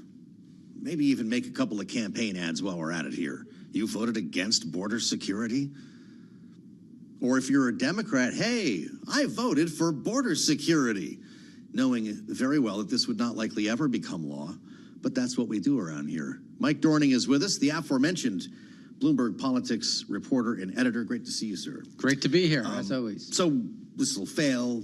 This will fail, but everybody's name goes on it, and then underscore a message, and it's a message that worked very well in a special election in Long Island, where the Democrat who won that election was saying, hey, the Republicans may talk about border security, but when they had a chance to do something, they voted against it because Donald Trump wants this for an election issue. Yeah. So here you get Schumer putting it on the floor for senators, and it will help some of his senators in key tough races like Tester in Montana, as I recall, and some others like that. Even if some liberal folks like Alex Padilla in California may not like this vote, it still helps his people who have tough races. Tester, Sherrod Brown, who voted for it already. This won't be a surprise, right? But it'll give them the opportunity to contrast themselves running for re-election. And then they can pin it on Trump and Republicans wanting to talk about an issue but not do something about it. And Trump was very transparent about that when he earlier this year said, hey, I don't want anything done on this year. But I don't know how well it'll work because, like, if you're against illegal immigration, Trump has a pretty good brand that, hey, he's serious about that. Yes, indeed. That's why some think it's a bit of a waste of time. But if you're trying to maintain control of the Senate, you're going to do whatever you can using the tools you have. Yeah, and it's not like they're doing anything anyways in the Senate. So, like, what's being wasted, really? Isn't that right? Meantime, in the House next door, it's the Farm Bill today. Yep. This is going to be like a 9 or 10 hour markup, 1,000-page bill. When people hear Farm Bill, they don't always realize it's food stamps we're talking about. I think is 90% of the spending or something like that. Close to it. I think it's like 80-something. It's a lot. Yeah. And of course, agriculture is part of this. But why is this controversial? And we're hearing from folks like Joni Ernst, who joined us a couple of days ago, said we're just going to have to extend the one we have now because we can't come to grips with a new bill. Yeah, Joni and I agree on that prognosis. I don't think they're going to get this done either. But essentially what they're doing here is, for their sort of political reasons, they're breaking apart the coalition that's gotten the Farm Bill done for, God, I don't know, since like the 1950s, 1960s, since before I was born, and I was born a while ago. This is not supposed to be terribly controversial. Yeah, well, you know, it is because it's getting tougher, because what had gotten that Farm Bill through for decades was an alliance between more urban folks who were interested in making sure poor people had enough food to eat, and rural folks who wanted farmers to get a decent income. So you had this rural-urban coalition And the rural states are especially important in the Senate, and the urban states are more important in the House, but that got it all through. And then now on the Republican side, they've got a very narrow majority, and there's more interest in being tougher on help for poor folks that, might, they say, discourage people from working and cost a lot of money. You got a lot of budget cutting going on. So they're having a more, let's do something that curtails some of the spending on food for low-income people, and they're stripping out some climate provisions. So then you lose all the Democrats, and you don't even get enough Republicans because you have these budget hawks on the Republican side. It might not even pass the House. Amazing. At some point then, post-election, do we get a new bill? Because it looks like they kicked the can then. Yeah, they'll probably just kick the can and they'll eventually solve this. This has happened in the past. I don't remember. I think it was under the Bush administration or something. They essentially did this. They passed some like lopsided bill in one house and the other in the Senate. They couldn't agree. They kicked the can down the road, and then later they agreed. This is something that's going to get done because poor people need to eat and farmers need to earn a living, and those are pretty strong incentives. We learned in our Bloomberg News poll this week that Democrats still have a big problem when it comes to the border. We're seeing that addressed here.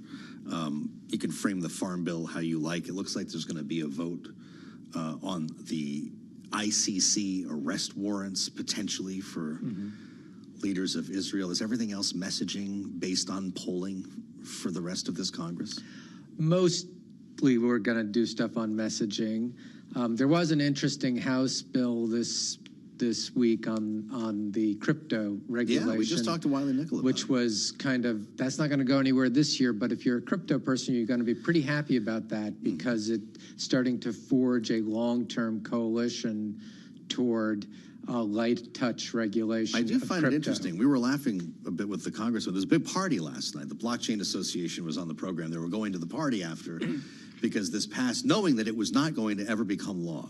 But it speaks to this grown-up moment, I guess, that this legitimizing moment, mainstream moment for crypto, to see the first vote like that succeed in the House. Well, I think it also shows that they've been spending a lot of money on campaign contributions, on lobbying. True. And it shows that they are making progress in building up political power in Washington. And for people who are patient and say, hey, like, this doesn't need to get done this year, but I'm playing a long game, this means they're moving the football down the field. And if you're them, you got to be happy. We should remind our viewers and listeners that we're standing by to hear from Joe Biden. We've got an eye right now on the White House in his joint news conference coming up with the president of Kenya. It's scheduled to start right at this moment. Nobody really thought that was going to happen. In fact, I don't think it's near beginning when it happens. We'll bring you that conversation here.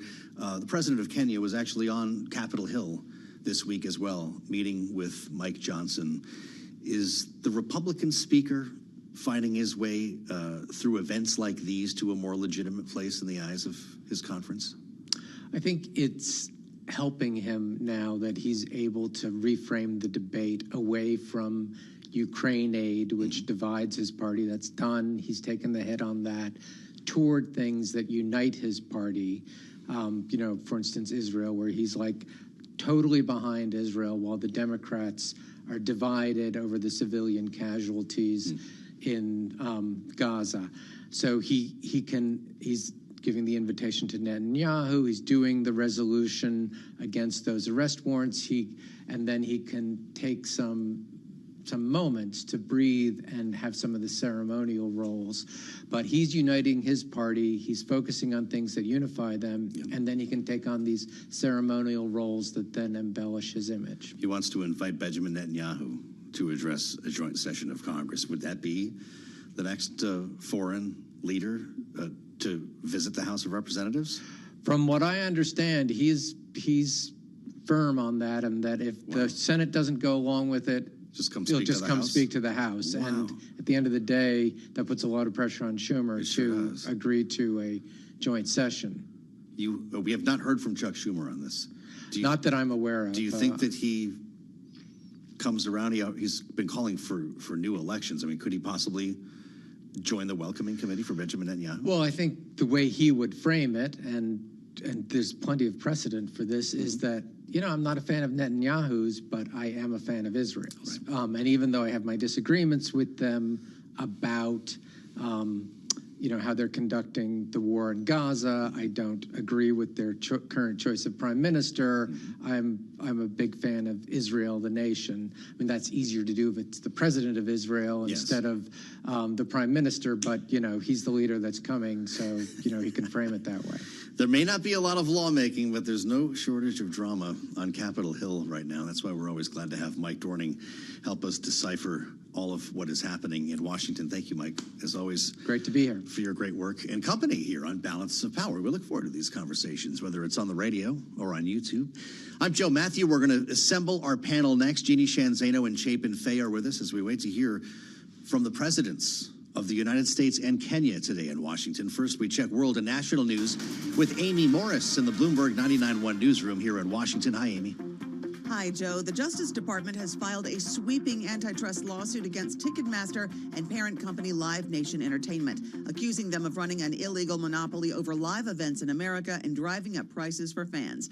Attorney General Merrick Garland. We allege that Live Nation has illegally monopolized markets across the live concert industry in the United States for far too long. It is time to break it up. Live Nation has denied it engages in practices that violate antitrust laws. The Senate is set to vote today on a border bill. So far, no Republican has said they'd support it. Senator John Cornyn of Texas says he won't back any Democrats' what he calls thinly veiled plan to make it seem like they're tough on illegal immigration. Now they want to claim that they're the party of border security after 3.5 years. Give me a break. Today's vote is on a bill much like the immigration package that was shot down earlier this year when aid to Ukraine was attached. Israel will expand its military operation against Hamas in Rafah, saying 1 million civilians have now moved out of the city. Military spokesman Daniel Hagari says Israel is, quote, operating with care and precision as the operation grows with more forces in the air and on the ground. This is graduation day at Harvard, but 13 students are not going to get those degrees because they participated in a pro-Palestinian encampment on campus. During today's graduation, a group of graduates just got up and walked out of the ceremony chanting Free Palestine. Global news 24 hours a day and whenever you want it with Bloomberg News Now. I'm Amy Morris, and this is Bloomberg.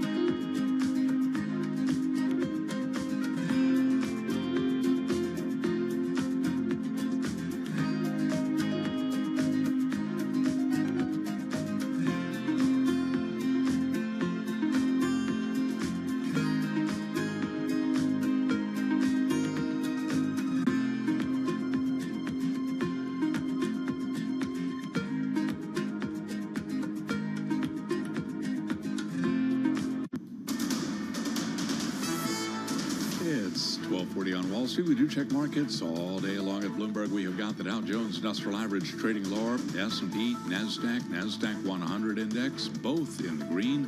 S&P right now up 13 to 53.20. That's an advance of 0.2%. The Dow, though, trading lower, down 270 right now, down 0.7%. NASDAQ up 138 for a gain of 0.8%. Bonds are tumbling as business activity accelerated amid a pickup in inflation. 10-year, 4.48%. The 2-year now yielding 4.93%. We've got spot gold trading lower today, down 1.5%, 23.43 the ounce, while West Texas Intermediate crude oil down 0.3% right now, 77.23 for a barrel of WTI. Jobless claims are lower. With that story, here's Bloomberg's Vinny Del Giudice. Jobless claims posted the biggest back-to-back decline since September, sending last year's tally down to 215,000, near historic lows. It seems as though job cuts have slowed recently, and over the past 6 months, unemployment claims have knocked around a fairly narrow range. That said, high-profile firms have been wielding the axe this year, the latest being Walt Disney's Pixar animation unit, maker of Toy Story and Finding Nemo. Vinny Del Giudice, Bloomberg Radio. NVIDIA, after earnings now trading above $1,000. We've got NVIDIA up 11% now at $1,053. Shares of Live Nation Entertainment down 6.6%. The Justice Department, as we have been reporting, in almost 30 states are suing Live Nation Entertainment, seeking to force the company to sell off ticketing giant Ticketmaster. Recapping, S&P now up 13, a gain there of 0.2%. Balance of power continues now. Back we go to Washington, and once again, here's your host, Joe Matthew. All right, Charlie Pellet, I do appreciate it. Welcome to the Thursday edition of Balance of Power. The fastest show in politics with a few things in the air today. We're watching for a vote on the border package in the Senate. That's going to start a little over an hour from now. We've got a big markup on the Farm Bill in the House and an important news conference that's about to kick off at the White House. Now, when I say about, let's just keep things in perspective here. It was scheduled to begin about 12 minutes ago, and it may take some time. The press is filing into the room, but the fact of the matter is President Biden is meeting right now with the president of Kenya, and these Oval Office conversations can go over as they prepare to meet the press together. We're going to bring this to you live when it happens. The typical way this works is 2 and 2, as they say in the press briefing room at the White House. 2 domestic reporters get questions. I like to think one might be at Bloomberg. 2 members of the foreign press get questions. They each get to ask a question of each leader. So if you put this together in your head and the number of questions that might be asked, it should take us a bit of time here, and we're going to learn a bit about both. They can bring up anything they want. The president, at least of the United States, will have a list in his pocket of who to call on, and that could well involve domestic policy. They could be talking about Israel, China, and any number of things. So keep that in your pocket. We'll get there soon as we assemble our panel now with an eye on the campaign trail. Remembering, of course, Joe Biden here, the trappings of the White House. That's the whole point of this, right? Caught in the act of presidenting. He's not on the campaign trail today. He's got the one thing that no one else can do when they're running, and that is actually being on the stage at the White House. All the while, Donald Trump's world rocked by Nikki Haley. And I'm not about to tell you another story here about a protest vote in a primary state. She says she's going to vote Trump. Nikki Haley talking in Washington at the Hudson Institute yesterday. Before we assemble the panel, here's what she said. Biden has been a catastrophe. So I will be voting for Trump. Trump would be smart to reach out to the millions of people who voted for me and continue to support me and not assume that they're just going to be with him. And I genuinely hope he does that. Okay. Well, that's not an endorsement. Or is it? A half endorsement. She's going to vote for him, but he's still got to work for the votes of her supporters, many of whom have stood by her through a primary season that did not even include her active campaign. Jeannie Shanzano is with us, Bloomberg Politics contributor and now senior democracy fellow with the Center for the Study of the Presidency and Congress, alongside Republican strategist Chapin Fay, managing director at Actum. Great to see both of you here. Help me understand what's going on, Chapin, inside the Republican Party. Is it enough, or doesn't it even matter for Nikki Haley to say she's voting Trump? Why not the full endorsement? Why the half measure? Well, I think it does matter. I think it's a signal to her voters that they can vote for Trump. And I think she still wants to see him do some of the right things on her, particular policy positions and in general in the campaign. But it is certainly an endorsement of Trump. Anyone saying they're going to vote for them is an endorsement. I think it matters just a little bit. I think she brings some voters to the table, though, Trump was handily winning all of these primary votes, not much contest, but he's been winning them handily. And in some cases, in a lot of cases, combined, he receives more votes than all the other ones on the ballot combined. So it almost doesn't matter a whole terrible lot if he loses all of Nikki Haley's voters. But it's certainly, as they fight around the margins for the independent voters, those voters are certainly ones Trump is going to need to bank. Yeah, I wonder your thoughts on this, Jeannie, and to the extent to which they could either stay home or actually vote for the Democrat in this case. Let's not confuse ourselves. Nikki Haley was and is a very conservative Republican. And she said something really interesting yesterday. I'd like to give you both a chance to react to this. Because, yes, she's going to vote for Donald Trump. And, yes, she said Joe Biden's a catastrophe. But here's what else she said. Quote, a loud part of each party wants us to abandon our allies, appease our enemies, and focus only on the problems we have at home. This worldview has already put America in great danger, and the threat is mounting by the day, unquote. That's not an endorsement of Donald Trump's worldview, Jeannie. Who's she talking to? Yeah, first of all, I think we need a new word for, lukewarm, tepid, to your point, sort of like a half endorsement. I kept feeling like there should be like a cartoon bubble over her head saying, I'm only doing this because I want a future in the party. I mean, Chris Christie knew this was coming. That's why he said he wouldn't endorse her, because he knew she would endorse Donald Trump in the end. And she has. And to your point, her list, I wrote them down, of priorities she looks for in a president, has the back of allies, is going to secure the border, supports freedom, and of course understands the need for less debt.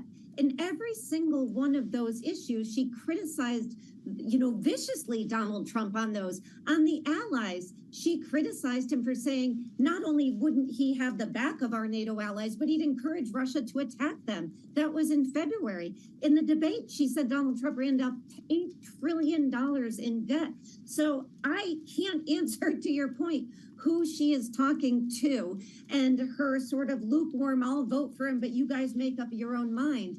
This is a big problem for Republicans. You've got closed primaries with 1/5 of voters going out to vote for somebody who has no chance of winning. And Nikki Haley, whether it's Indiana and, up and down these states in the last few months since she dropped out. So big problem. I don't see this as much of an endorsement. I see it as her trying to hang on to a role in the party when Donald Trump is shown the door at some point or the other. Well, and I suspect that she will have one, Chapin. I'm guessing that you do too. But her take on Donald Trump's protectionist view, and she does refer to a loud part of each party, she said in this quote, is speaking to whom? Or is she simply out of step with the modern Republican Party? Well, I think certainly her presidential efforts shows that she's not fully in step with the current Republican Party. So, I think that is an issue. I would note, though, I think one of the things, the point she's making is on national security. If you just compare where we are now from where we were 4 years ago, I mean, and we can have a debate about whether Joe Biden is to blame at all or fully or what for this. But the world and the country is just much more dangerous, and the incumbent gets tagged with that, no matter whether he's responsible, he or she is responsible, right? So Joe Biden is presiding over, a country in a world where there are multiple wars on multiple fronts. Over the southern border, people are pouring over. Things are getting worse, and I think a lot of people, including Nikki Haley, are wondering, like, what is the plan here? No one, he on the border, there's just nothing happening, right? And the national security state status in this country is much worse than it was. We are less secure, less safe than we were 4 years ago. So I think that's what she was, the UN ambassador. This is something she cares a lot about. This is something in her wheelhouse. This is something that she has a voice on. So I think you're going to hear more from her on these particular topics in particular as the campaign goes. And I would also just point out, the tepid endorsement, the I will vote for him, but he has to earn the vote. That's a way for her to have a voice also during the campaign, right? That's a way for her to keep talking about the things she wants to talk about and pushing former President Trump to the right place in her eyes. You think, Chapin, she gets a speaking role at the convention? It's such a hard guessing game to play with Donald Trump. It's hard to tell if he has, if she successfully got under his skin and it's a no, or like many others who have tried and failed to take him on, they get put into the collection, of speakers and cabinet members and stuff. So I think there's a possibility. I'm not sure President Trump wants anyone who ran against him to really have a huge platform there, but you never know. I mean, the other side of that coin is that it always feels nice for someone to have lost to you, and then to hear them, publicly endorse you in a speech to the entire country. So, who knows? I think it's 50-50. Well, I'll tell you, I remember that Ted Cruz speech, boy. That didn't go over the way they expected it to. You don't think Nikki Haley shows up? How about Mike Pence, Jeannie? Is he going to speak at the convention? I would doubt it. I think we have to put Mike Pence, Liz Cheney. They said they wouldn't support him. I doubt they'll be there.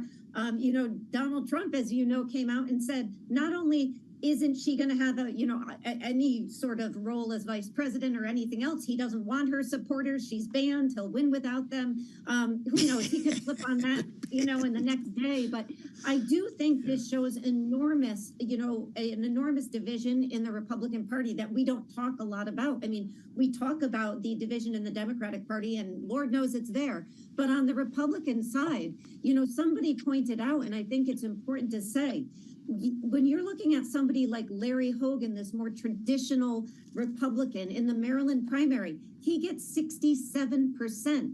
That shows you that there are MAGA voters in Maryland who are not going to come out for him. And just similarly, there are traditional, quote unquote, Republicans that are going out for him. And that is across the board. That's why she continues long after she's dropped out of the race. You see people coming out and saying, I know she can't win. She's not even in this thing anymore. But you know what? I'm going to take a stand and cast my vote for her in a closed primary. So there is a division there, and it probably won't be addressed this go around or at the Republican convention. But boy, it's there, and it is going to crop up, and somebody should be there to take advantage of it when Donald Trump takes a step aside at some point. Well, let me just take the opportunity to put a little fear up the spine of politicos across the Capitol here, and even in New York, where you are, Jeannie. The great fear expressed in the newest polling by Marquette Law School, general election, if it were held today, Trump versus Biden, 50-50, it's a tie. This is the stuff that keeps people up at night, Chapin Fay. Recounts, or maybe even going to the House of Representatives to decide the outcome. Look, no matter what happens, I think it's pretty clear that it's going to be, if it's close, it's going to be pretty nasty and problematic, right? It does keep me up, and I think both parties need to act, in accordance. This country really isn't set up for 50-50 type results. It's very difficult, particularly in a presidential race, as we have seen, pretty much this entire century, that, a very close race is going to put a deep strain on Americans and our institutions that are already under strain. The left and the right have different ideas of why they're under strain, but I think we can all agree that, they are under some stress right now. And, listen, there's a chance I don't think it's a high chance, but there's a chance President Trump is convicted in a criminal court and sentenced to prison and still elected to the presidency. So that in and of itself is going to be a constitutional crisis like we have never experienced. And we're laughing, but it is kind of scary, like you said. This is the madhouse we're living in right now, Jeannie. With our minute left, it brings us back full circle now to our Bloomberg swing state poll yesterday. This is why half the electorate in the swing states fears violence around the election. That's right. And can you imagine if this thing gets thrown to the House? It's one vote per state delegation. This is not a House that is controlled by the Republicans by more than just a smidgen at this point. So those battles with those state delegation votes alone would be, enormous. You just can't wrap your head around. We feared this in 16 and 20. It could come to fruition this time. And Joe, I'm just going to say, since I'm on a kick for constitutional reform these days, let's consider the electoral college while I try to pack the Supreme Court. God. I know it's not going to happen, but it may be time to have a conversation. After November, what the heck? I love it. We have to have this conversation, absolutely, and that's why it's great to have Jeannie Shanzano and Chapin Fay, our great panel today. They'll be back in our second hour as we gear up for the news conference, a bilateral news conference with the presidents of the United States and Kenya. The stage is set at the White House. We'll bring you there later on Bloomberg.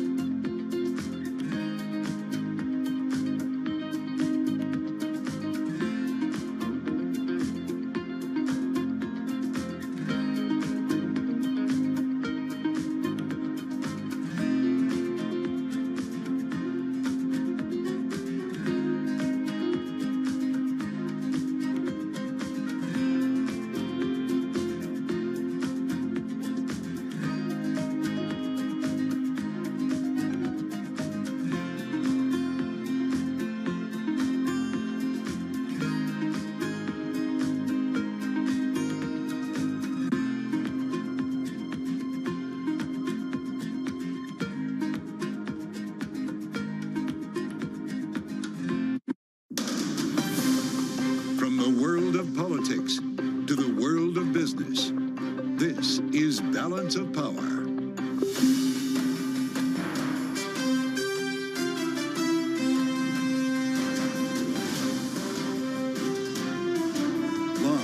Washington, D.C.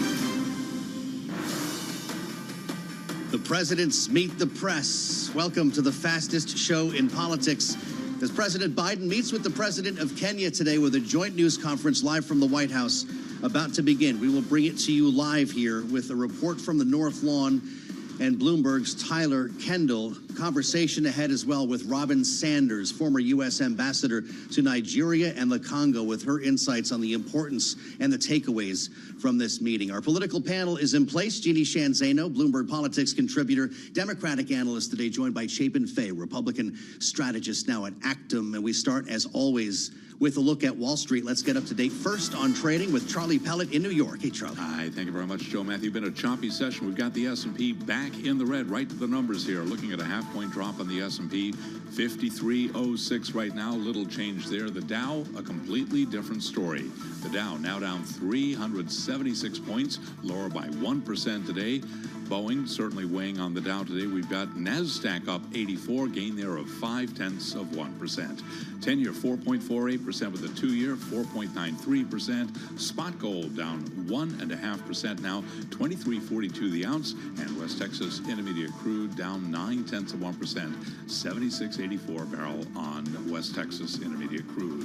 Nvidia, the chip maker, trading above $1,000 after that bullish sales forecast last night.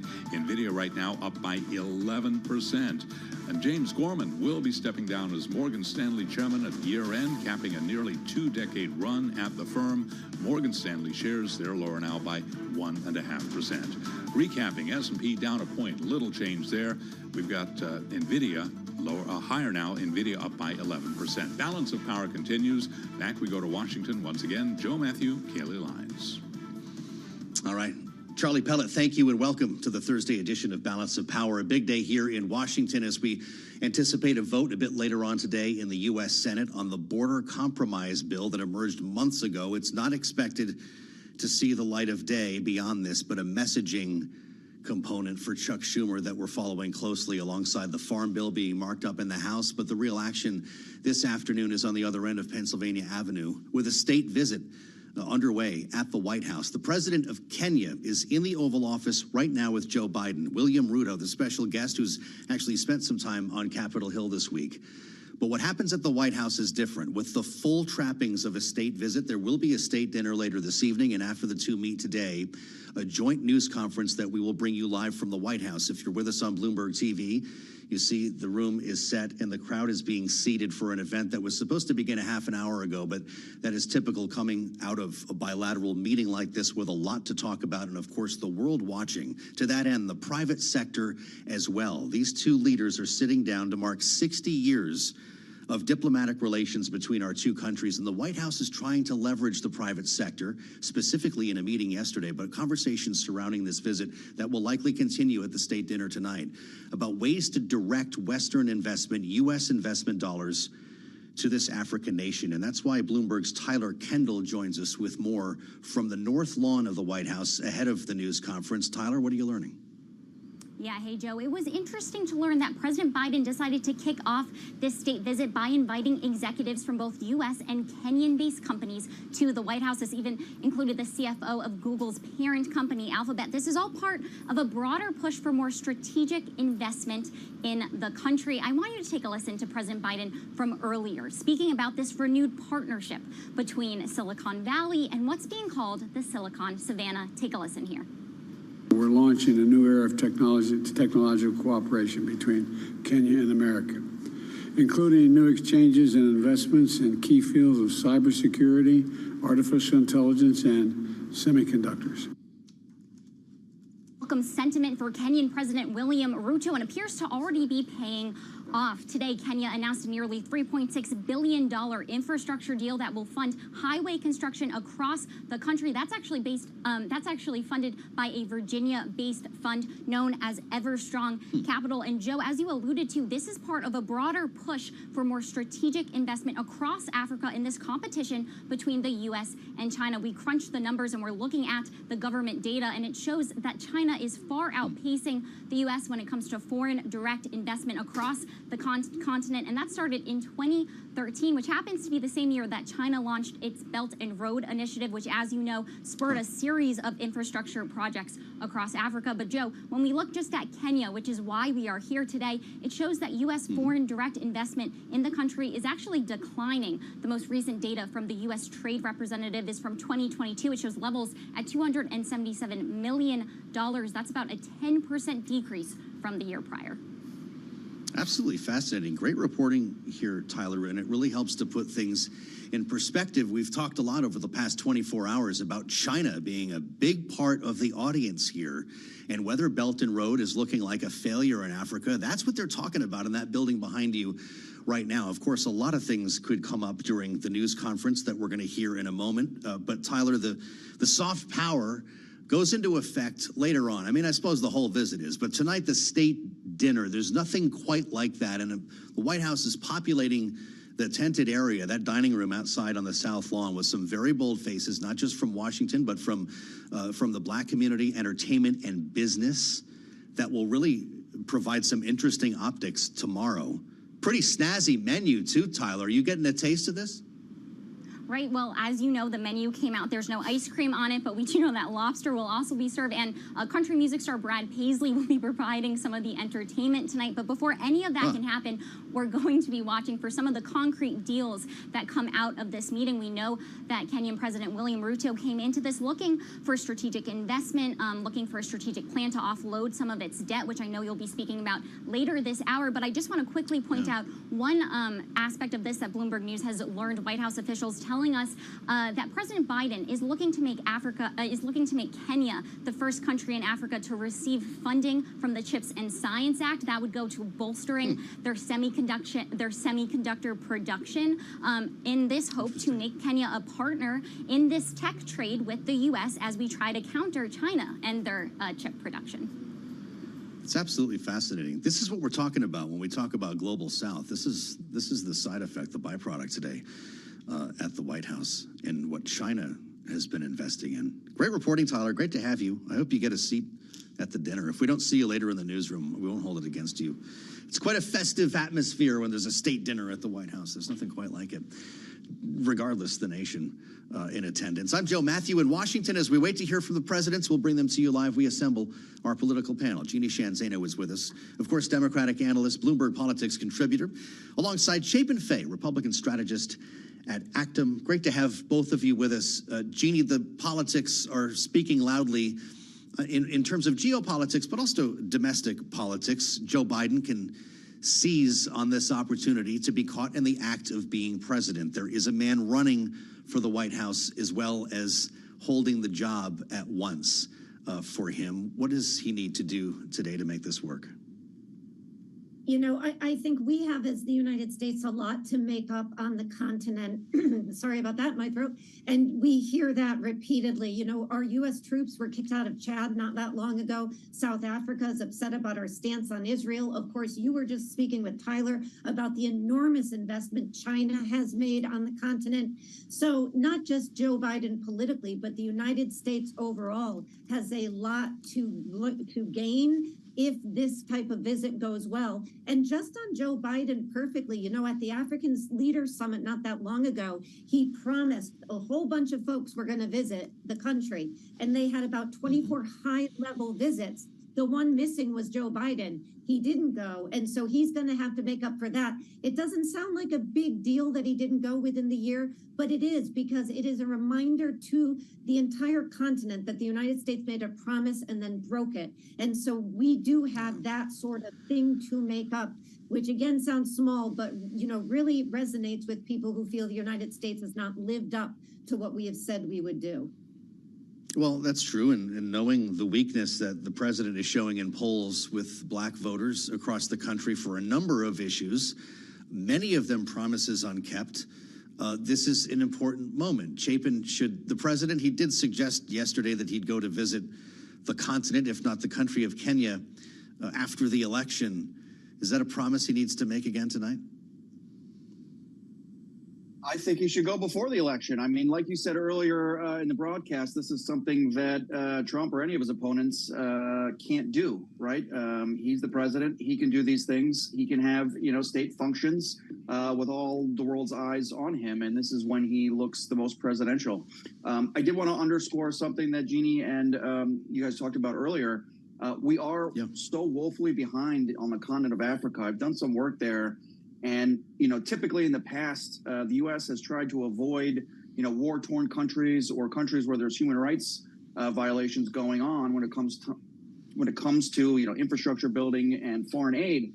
China has had no such compunction for decades and of building roads, putting up cell phone towers, building the infrastructure in these African nations. And we are decades behind. So I do think it's a good thing the president is doing this. I think he should do more. I think he should be a little bit more forceful on behalf of our allies. Particularly in that continent, and do more work. But I think this is incredibly important. It's good for President Biden to be seen doing these things, and I think this, in terms of national security, would do some damage to the arguments I made earlier, right, about how Joe Biden and echoing Nikki Haley about how he's been a catastrophe on this. He has a few months left to do more things like this and to show that he's actually putting some paint on the scoreboard here, to mix metaphors. Yeah. I do think we are behind, and he's trying to make that up, but I think he's got to do a lot more, a lot quicker. Our panel stays with us for the hour. Chapin Fay and Jeannie Shanzano, we thank you as we add the voice of an expert. Robin Sanders, former U.S. ambassador to the Congo under George W. Bush, to Nigeria under George Bush and Barack Obama, former director for Africa at the National Security Council, now a member of the board of Human Rights Watch. Madam Ambassador, it's great to have you on Bloomberg. What do you want to hear from Joe Biden when he speaks today? I think that there's a scene setter here that I want to actually talk about first. This is the first African president state visit since 2008. That should really set the tone for how important this is. The fact that Kenya has been chosen for this really underscores the role that Kenya is playing on the continent, and that Kenya also playing a more global leading role, particularly with the announcement today that it will be a non-NATO security partner for the U.S. So this is a big deal. It's a pivot for us in a big way that we needed to make. We are behind the curve in terms of our engagement with Africa on a consistent level. We're seen as being episodic, only coming to the region when we need something. And I think this message that we hear you, we see you as an equal partner and a strategic partner that Biden is doing during this visit is extremely important. If you're with us on Bloomberg TV, you see the East Room at the White House decked out and ready for these two leaders. When they speak, we'll bring the conversation with you. And Madam Ambassador, I'll apologize in advance if our conversation is interrupted. There are a lot of audiences for the event that you just described, and China is one of them. To the extent that countries like Kenya have been left carrying heavy debt loads as a byproduct of the Belt and Road Initiative in China, what can the U.S. do to help? Is it through private enterprise, private investment, as this administration is saying, or does the government need to help here as well? All of those combined, vis-a-vis China, we are behind the curve. In this visit, though, you'll see that we're focused on a number of things. There was a business roundtable that was held at the White House as well. There's a $1 billion deal on the table with Microsoft. You had visits to Coca-Cola. You had a state visit. Also, he went to Atlanta. and met with business leaders there. And so it is a very multifaceted thematic trip. It is not only the security message, it's not only the democracy message, but it is the trade and investment message. American businesses want to trade with a country like Kenya because of its history of democracy, and we need to step up as the U.S. government to do more. You'll see that Prosper Africa, all the government agencies on the development and business side are very much involved in this visit, and they're excited about it from a trade perspective, from a foreign direct investment perspective. So all of those things are playing in this visit. And for those of us who worked on Africa for years, we see this as a big plus, not only for the U.S., but for the image that the U.S. is really getting it, that they need to be involved with Africa in a much more deep and comprehensive way. Does Joe Biden need to go there now? I think so. He had mentioned it earlier in his tenure. I know things on the ground in the world have changed so drastically, so I don't know whether that will happen between now and November. Realistically, I get that. But the fact that this state visit, I said, when you look at the time period, 2000 time where generations have come into leadership on the continent, not only just in business, but in politics. And we've been left out of that because we haven't shown the consistency that China has. And whatever criticisms that you have about China in terms of debt, those are true, but China can pivot faster than we can, and they have understood that, and they are trying to address that. But the other thing that I will say that China has had an annual meeting with African heads of state the 1990s, since at the end of the 1990s. And so you have this longevity there of consistency, including the foreign minister, which would be the equivalent of Secretary Blinken, going to the continent every single year at the beginning of the year without fail for all of that period of time. So we haven't shown this consistent engagement. And I think that I can't tell you how important this visit is. It sends so many messages in the right direction, and I really commend the administration for moving in that direction in such a high-level way. Well, it is pretty amazing. We remember the investments that George W. Bush made as a Republican president. You were there for it as ambassador to the Congo, and there's been a bit of an interruption. To your point, it's been 16 years. How long will it be before there's another? Well, I'm hoping that this is a wake-up call overall that, Africa is here. It will have the largest population in the world collectively. Combined, in about a decade out. Right now, it's on track to have the largest working age population combined. That means if you combine the entire rest of the world, the African continent will have the largest working age population in about 10 years. And so when I I talk to students and people interested in Africa, even from the American perspective, where do you think your markets are going to be? Who do you think your local and economic leaders are going to be? Where they're going to be? They're going to be on the continent, and they're starting now, and you see that now. And it's commendable that the Biden administration has recognized that. And I mentioned earlier that President Ruto had done a stop in Atlanta. I thought that was fantastic. He went to Spelman to highlight, educational ties. There's a climate change portion of the visit. I already mentioned the business and trade aspect. He went to the creative industries of Perry Tyler to show you just how important digital Africa and the United States, and of course the history there. President Ruto also had a visit to the Hill. He met with Speaker Johnson. He met with Minority Leader Jeffries, met with the Congressional Black Caucus leaders. And so this is a comprehensive visit. It was well thought out, very detailed. It doesn't mean that there aren't challenges on the line. I also want to add the security portion to this. The fact that the president has announced that Kenya will be a non-NATO security partner, we've never done that on the continent before in such an official way. We're episodic about that. We'll choose a particular issue in a particular country to latch on security-wise, but to designate an entire country and that lead as a security partner at the as close to the NATO level as you can get, I think is unique. And then Kenya, of course, as you know, is going to be leading this multinational force to Haiti. And so all of that, its role in the region, its role in trying to turn its economics around, its leadership on climate change in the region, its leadership not only in East Africa, but the continent writ large, and all the other things that I mentioned in terms of trade and business ties are just fundamental and very important. She spent time serving as U.S. ambassador to Nigeria and the Congo.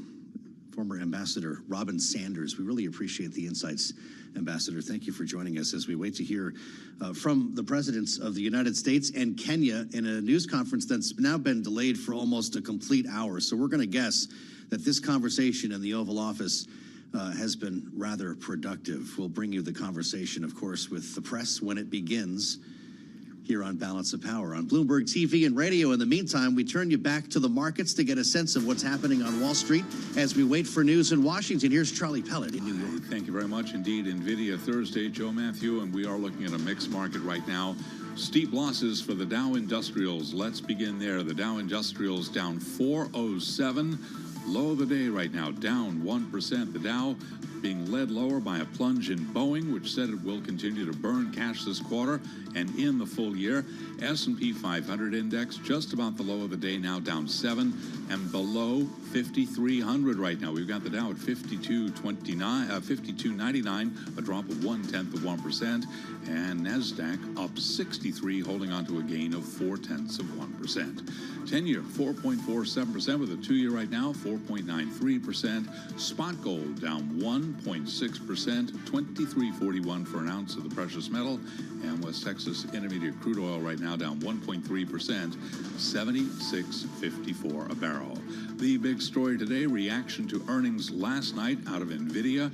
The chip maker trading above $1,000 a share, up right now by 11.30%.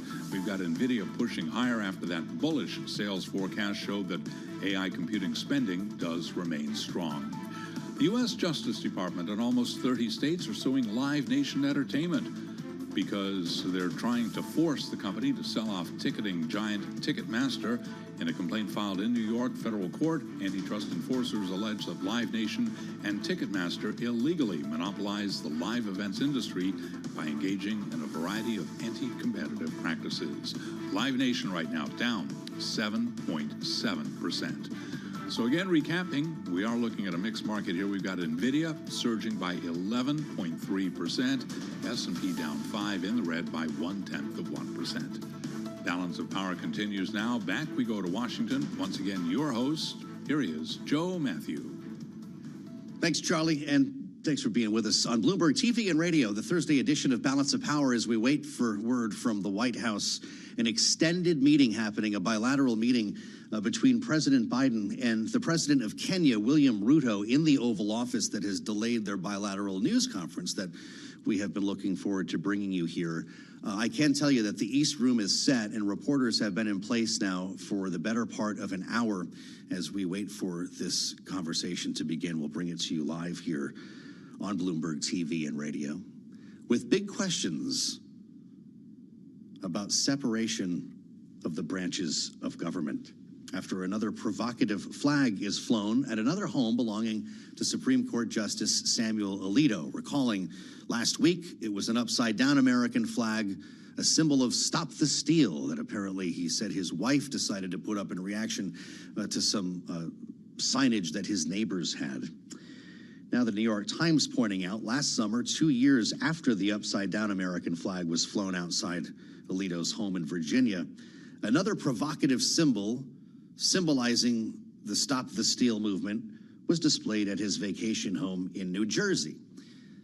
And so there's talk of sanctions and recusal on Capitol Hill, just like there was about Justice Clarence Thomas when it became known that he had some ethics concerns about accepting gifts, not to mention the role that his wife, Ginny, played in the Stop the Steal movement.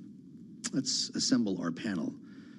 for their take on this. Jeannie Shanzano is with us, Bloomberg Politics contributor and Democratic analyst, joined by Republican strategist Chapin Fay at Actum. Great to see you both. Jeannie, we're going to do this all over again, even though we kind of know how this is going to end.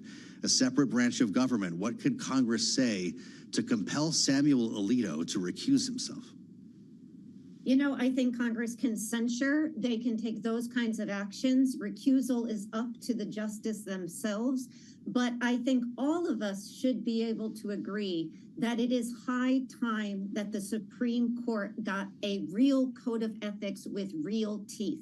I mean, what is stunning and sad to me as somebody who teaches the courts and watches them is how little the court under John Roberts today seems to care about the appearance, just the appearance of impropriety.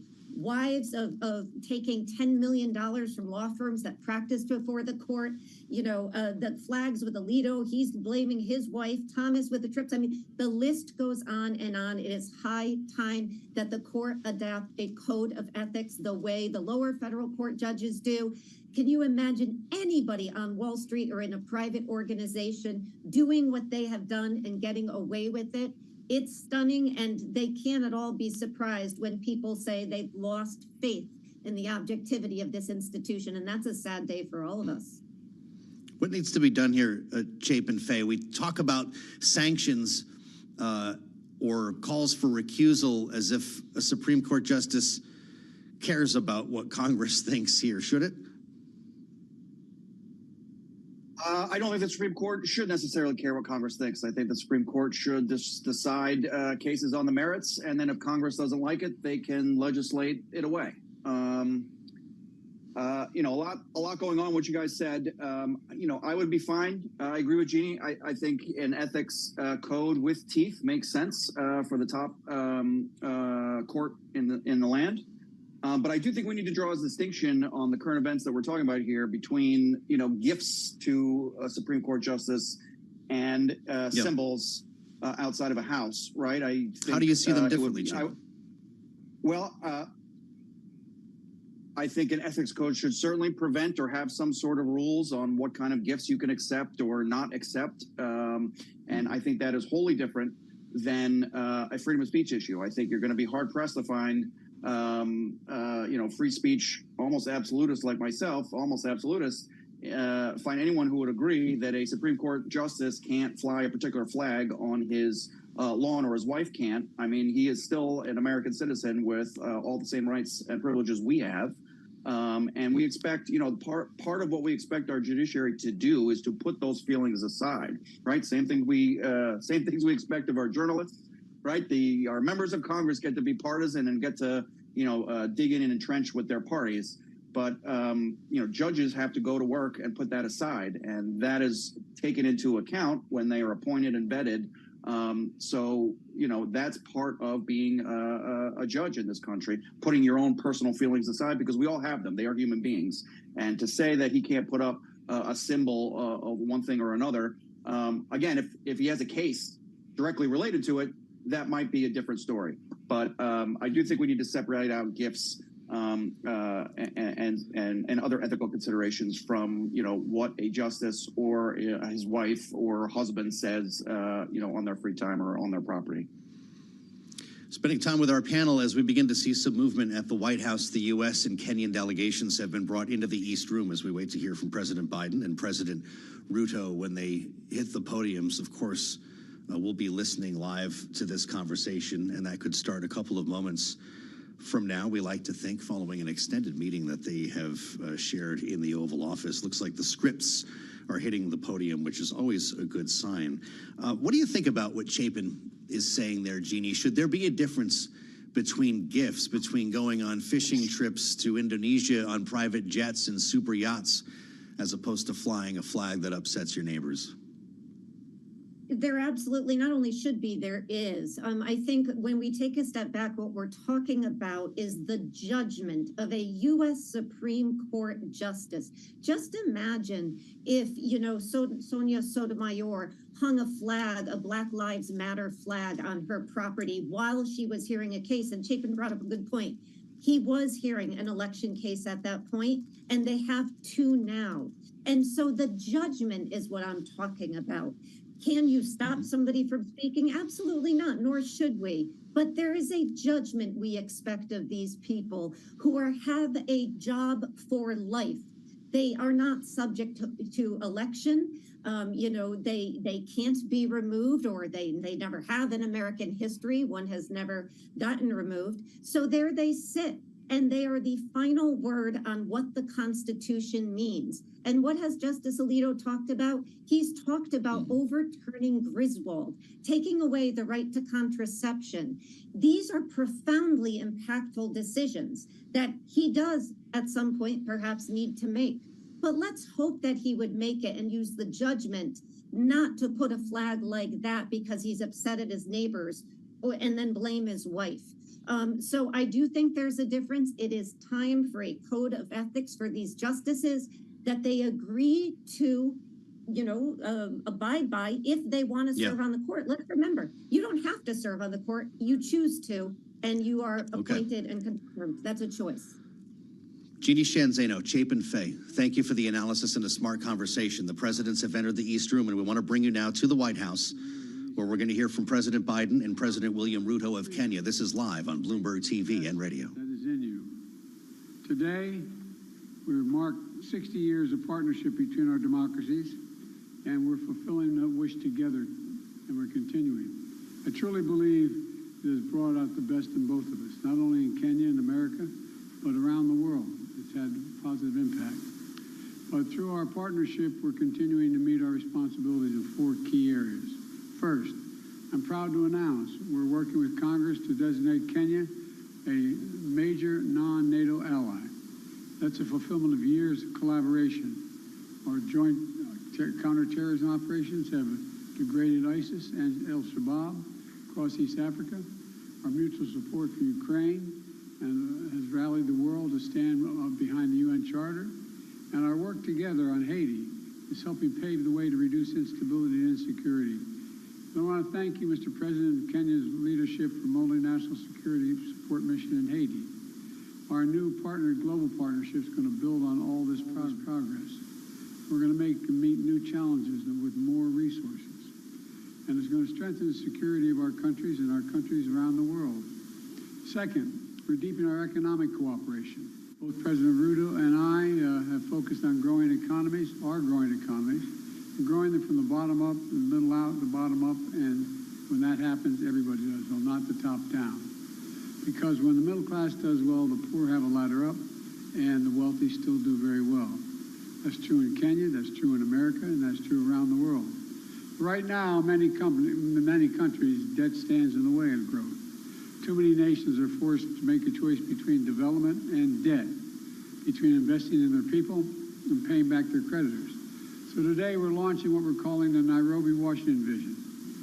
This initiative is going to bring together international financial institutions and nations from all around the world to mobilize more resources for countries saddled with debt, to open more opportunities to the private sector financing, to promote transparent, sustainable, and affordable lending practices. These are big goals.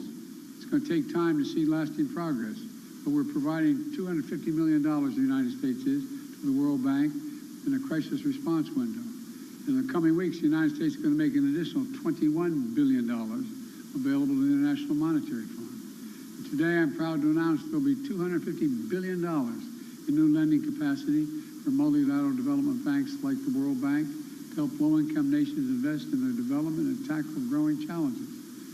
This is supported by the United States and many other countries as well. Next, we're launching a new era of technological cooperation between the United States and Kenya. That means new partnerships with industry, artificial intelligence, semiconductors, and cybersecurity companies. New initiatives to expand affordable internet all across East Africa. New education programs are going to bring Kenyan students to the United States to study in the STEM fields. And I'm proud to announce that I'm working with Congress to make Kenya the first country in Africa to receive funding through the CHIPS and Science Act, which has served us well. This funding will link their supply chains to the United States and to our partners, and spur innovation that extends from Silicon Valley in California to Silicon Savannah in Kenya, which, by the way, is already a $1 billion tech hub, already $1 billion tech hub. Finally, we're ensuring democracy delivers for our people. That includes Kenya's diaspora community here in the United States. 2 years ago, our nation's first black vice president, President Kamala Harris, launched the nation's first Presidential Advisory Council on African Diaspora Engagement. Today, we're building on her work to strengthen long-standing bonds between our people. I also want to thank you, Mr. President, for taking action to implement the long-awaited Public Benefits Organization Act, which provides historic protections for civil society and NGOs all across Kenya. Like you, I believe the future is going to be won by countries that unleash the full potential of their population, including civil society, women, and young people. I look forward to working together to implement this act and jump-starting anti-corruption reforms to promote democratic values that bind our nations together. Now, let me close with this. Taken together, these are responsibilities Kenya and America must meet in the years ahead. To meet them together as partners for security, for prosperity, for innovation, and most importantly, for democracy. But I know these responsibilities will wake the best in us, and I know will not only bring our nations together, but I want to thank you again, Mr. President, for being here and knowing we have even bigger dreams for the cooperation in our country. The floor is yours, sir. Thank you, Mr. President, knowing we have even bigger dreams for the cooperation in our country. The floor is yours. Thank you, Mr. President, for inviting me to make this state visit to the United States. On behalf of the people and government of Kenya, I also take this opportunity to express my deep gratitude for the warm welcome we have received on our arrival and the excellent hospitality of the American people. My visit provides us, Mr. President, with the opportunity to celebrate 60 years of bilateral relations rooted on shared values of freedom, democracy, rule of law, equality, and inclusivity. My visit takes place at a time when democracy is perceived to be retreating worldwide.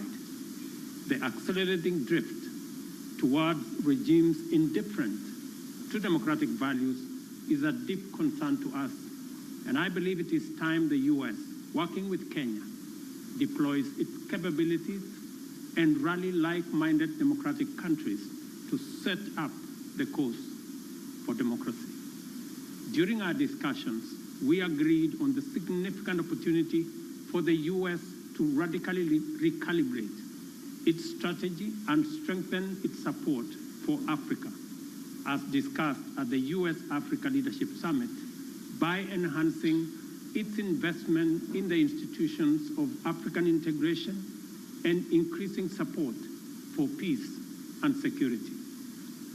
As we take this historic step of elevating our partnership to be more effective in addressing global challenges, it is important for us to appreciate that many countries in Africa, including Kenya, are struggling with an overwhelming convergence of multiple shocks, including extreme climate events, debt distress, and the disruptive upheavals in Europe and the Middle East, whose cumulative impact is to divert national resources from investment in people and economic growth into managing climate-induced crises and servicing sovereign debt.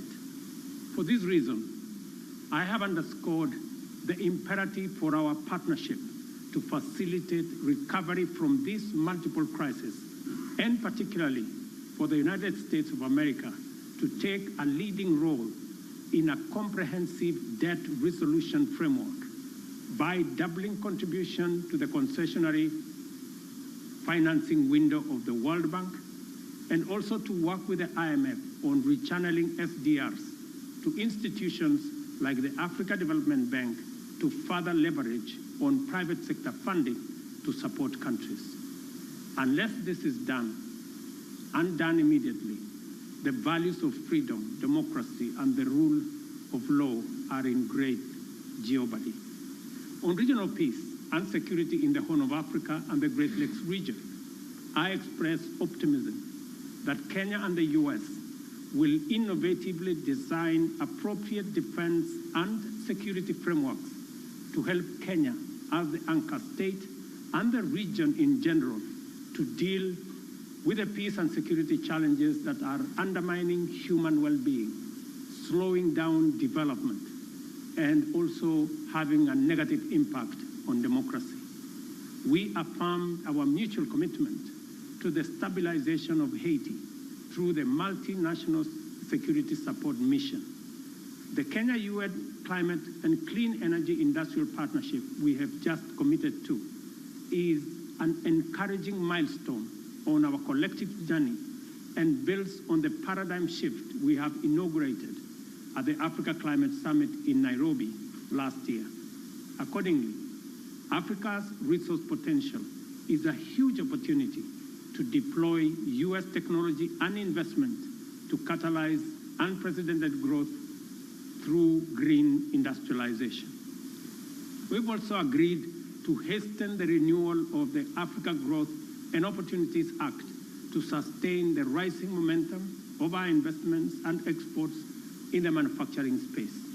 Similarly, we agreed to undertake sustainable green growth by facilitating conclusion of our strategic trade and investment partnership alongside the renewal of AGOA. During our discussions, I witnessed firsthand President Biden's and the U.S. government's determination to make our partnership work and resolve to spread and deepen the roots of freedom, democracy, security, and prosperity throughout the world.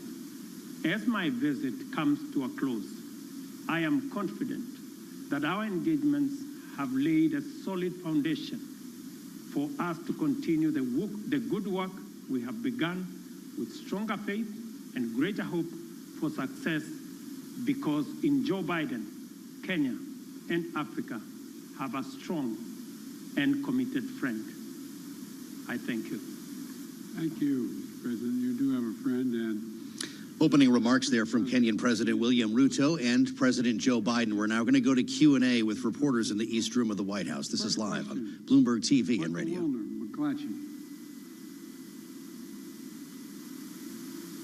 Thank you, Mr. President. Two questions, if I may, on... No, one. I'm going to do my level best on Haiti and on Israel. Your administration went on a worldwide search for security forces, Beninese forces, Bangladeshi, Canadian, Chilean, any but American forces to stand up this multinational security support mission for Haiti before Kenya stood up to lead. Can you explain why it is that you believe, on the one hand, that this mission is so critical, and on the other, why it is that you have categorically ruled out contributing U.S. forces to this effort? Is it your goal to beat back Haiti's gangs or to contain them? And on Israel, does the United States... One question. I'll answer your question. Okay. Yeah. The question with regard to Haiti is, we concluded that for the United States to deploy forces in the hemisphere just raises all kinds of questions that can be easily misrepresented about what we're trying to do, and be able to be used by those who disagree with us against the interest of Haiti and the United States. So we set out to find a partner or partners who would lead that effort that we would participate in, not with American forces, but with supplies and making sure they had what they needed. And so, I'm very grateful for President Ruto's leadership here, multinational effort, but Kenya's willingness to really lead this matters. You're not the only country, but you're leading this effort. And there's going to be U.S. forces, none on the ground. We're going to supply logistics, intelligence, and equipment. Matter of fact, some equipment has already arrived. And Kenya is stepping up with police, and other countries plan to do as well. The United States is going to support the collective effort here.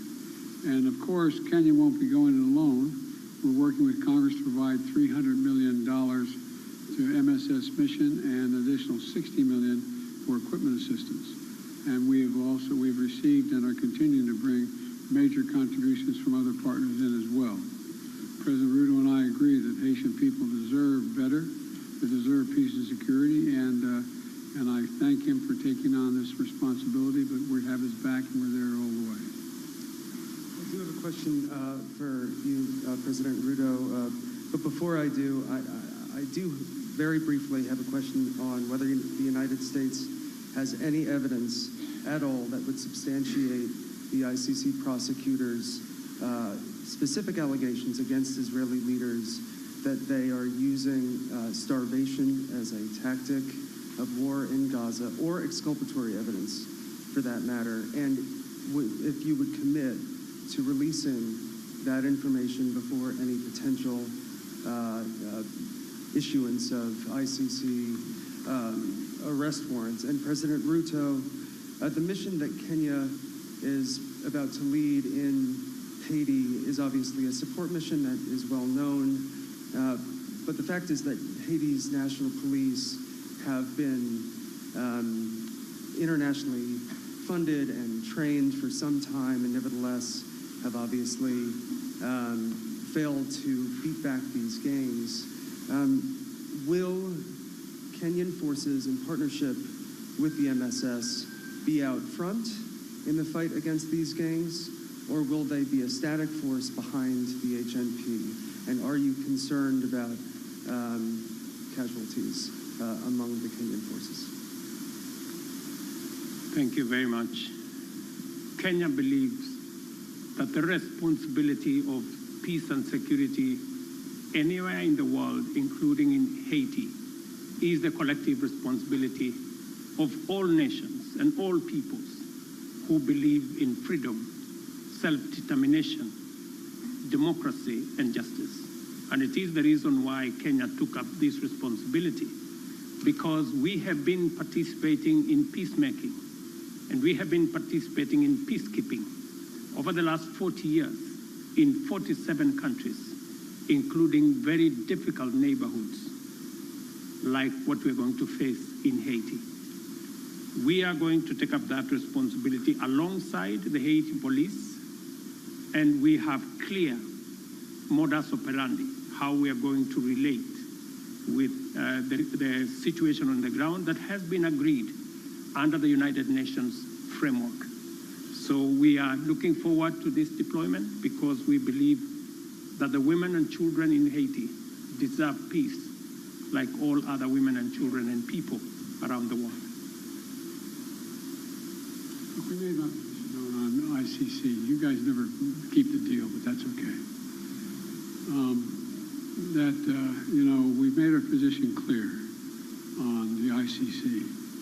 We don't recognize the jurisdiction, the ICC, the way it's being exercised, and it's that simple. We don't think there's an equivalence between what Israel did and what Hamas did. Okay, next. Do I ask the next question as well? Let me ask Ayub Abdikadir from Kenya for the next question. Is Ayub? Oh, yeah, Ayub. Thank you, Mr. President. Thank you. One question, and this is on Haiti. President Biden, Kenya is rather doing the heavy lifting in a turbulent region, Somalia, South Sudan, the Democratic Republic of the Congo. Washington, as you have mentioned, has committed millions of dollars for the cost in Haiti. Isn't it ironic that while America is ending its forever wars in Afghanistan, the latest in 2021, under your leadership, when you withdrew troops from Kabul, and that you're committing Kenya to another foreign wars 12,000 kilometers away from Nairobi? I mean, why the discrepancy? Why the dichotomy? While you're ending your forever wars, overseas wars, yet you're committing Kenya to Haiti. Can you explain that? Very easily. There's a reason why Afghanistan has been known as the graveyard of empires. The likelihood of anybody uniting Afghanistan is highly, highly, highly unlikely, number one. Number two, there are ways to control ISIS other than occupying Afghanistan. It was an unnecessary need. Now, with regard to Haiti, Haiti is in an area of the Caribbean that is very volatile. There's a lot going on in this hemisphere, and we're in a situation where we want to do all we can without us looking like America once again is stepping over and deciding this is what must be done. Haitians are looking for help, as well as the folks in the Caribbean are looking for help. And so we We checked out with a number of other countries. The one who stepped up was Haiti. We committed to provide the wherewithal, the intelligence and equipment and the like to Haiti. And so it's a logical thing. And you have a first-rate capability and you keep your word. That's an important dynamic. I agree with President Biden that Kenya's participation in Haiti is not so much about what happened in the past. It's about what we believe in, the peace and security of humanity. And we don't find that the U.S. is committing Kenya because the U.S. cannot commit Kenya. I am the president of Kenya. It's me to make that decision. And it's the people of Kenya to commit their own troops using their own structures.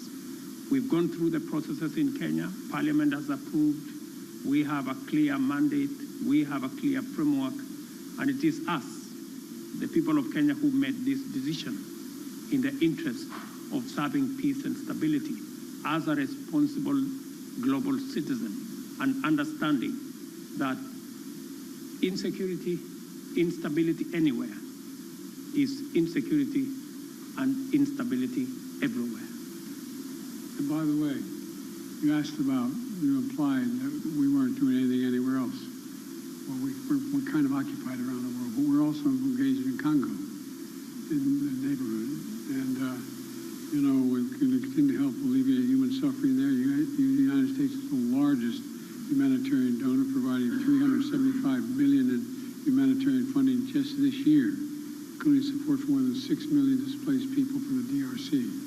So we are engaged in more than one place. Follow up to my president, Dr. Ruto. You said that Kenya is committed, and in your Carter speech in Atlanta, you said it's based on humanitarianism, helping Haiti out.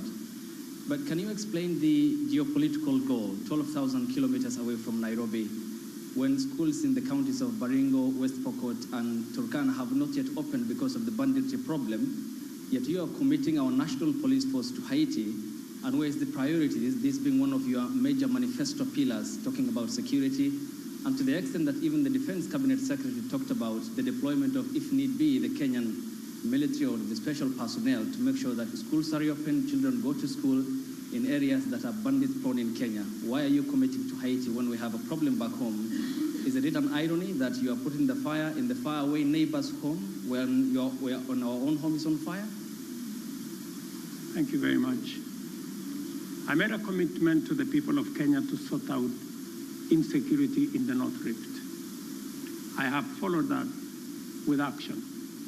As we talk, there are 3,000 military officers in the North Rift, 2,000 police officers in the North Rift. We have renovated the first 15 schools and completed.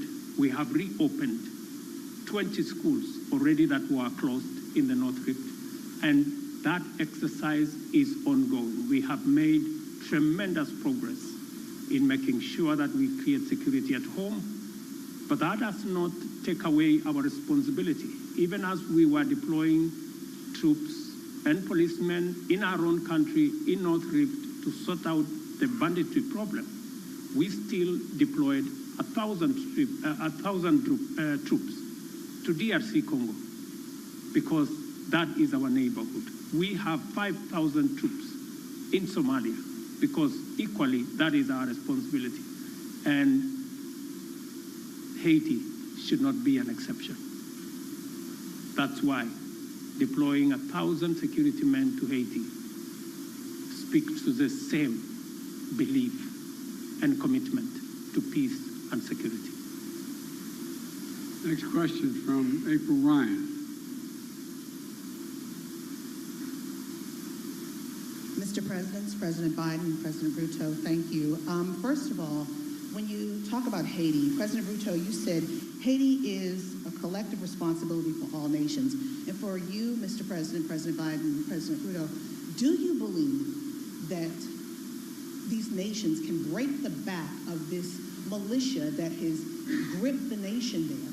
And also, when it comes to Congo, thank you, Mr. President, for bringing up what the United States is doing for the Congo, especially as that flag was behind you at Morehouse. Mr. President, could you tell me what the African Union is doing, as well as Kenya is doing when it comes to the humanitarian crisis in the Congo? Thank you. What was my question? Sir, your question was Haiti. Can the United States and Kenya or the nations collectively break the backs of this coordinated militia that has the grips of the nation? That nation. Yes.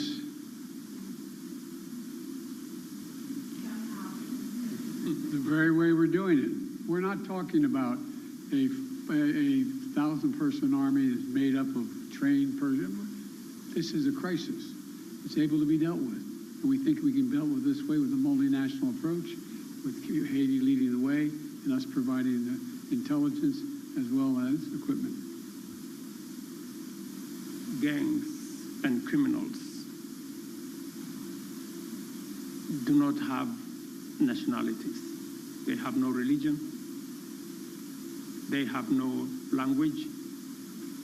Their language is one. To deal with them firmly, decisively, within the parameters of the law.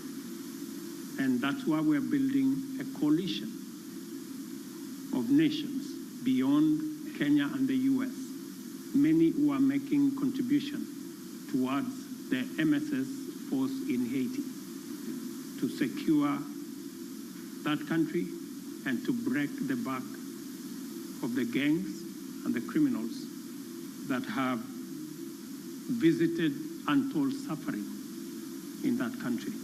On DRC, the AU, the East African Community, and Kenya are seized with that matter. I've just told you that Kenya had 1,000 troops in Haiti.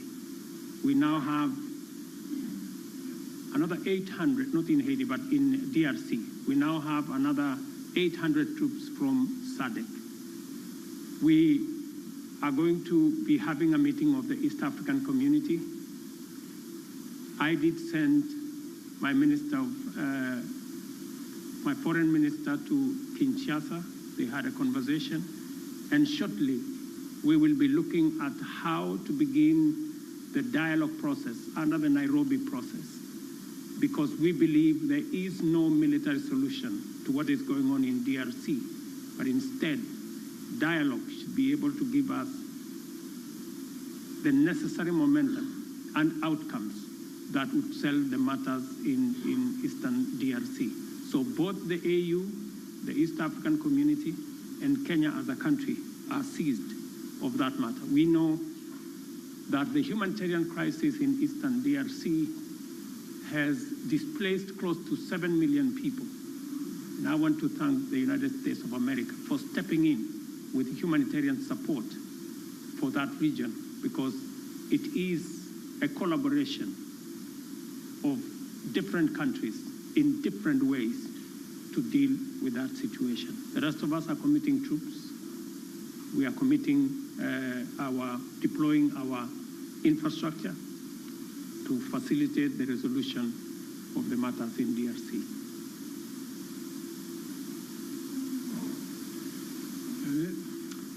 Let me ask Nancy Agutu from Kenya. She's here. Okay, Nancy. President, Africa is asking America to lead the way and double its contribution to the World Bank's International Development Assistance to help developing countries access more financing, to alleviate debt distress, and to tackle climate change. What is your commitment on this? Thank you. Would you? I'm sorry, I didn't catch all your question. Sorry, I'm saying Africa is asking America to lead the way and double its contribution to the World Bank's International Development Assistance to help developing countries to access financing to alleviate debt distress and to tackle climate change. What is your commitment on this? We made a major commitment to this. Number one, as I said, the United States has long championed international financial institutions that provide low-cost concessional resources to poorest developing countries, including from the IMF. To that end, my administration helped design and establish IMF's new initiative that provides low-cost funding for countries that are taking steps to enhance their resilience. Important partners in Africa have the capital needs to ensure they have the capital they need to invest in their futures. We heard them and we stand with them. Now, that's why we've worked with Congress to enable the United States to make available in the coming weeks up to $21 billion in new lending resources to the IMF Trust Fund that provides concessional lending to the poorest countries. It's a little like, having to go when you're in debt, having to go and find someone to help you out. That's what this is about. We believe supporting friends, and this partnership is we're happy to do our part. And look, we've also doubled our commitment to the IDA. And I'm proud the United States is the biggest donor to the IDA in this cycle.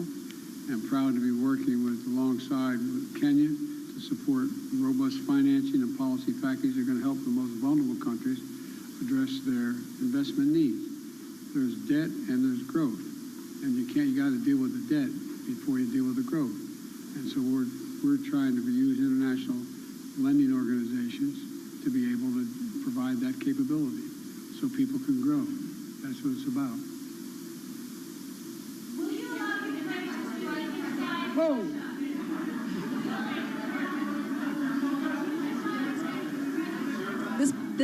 This concludes the press conference. Thanks, everybody.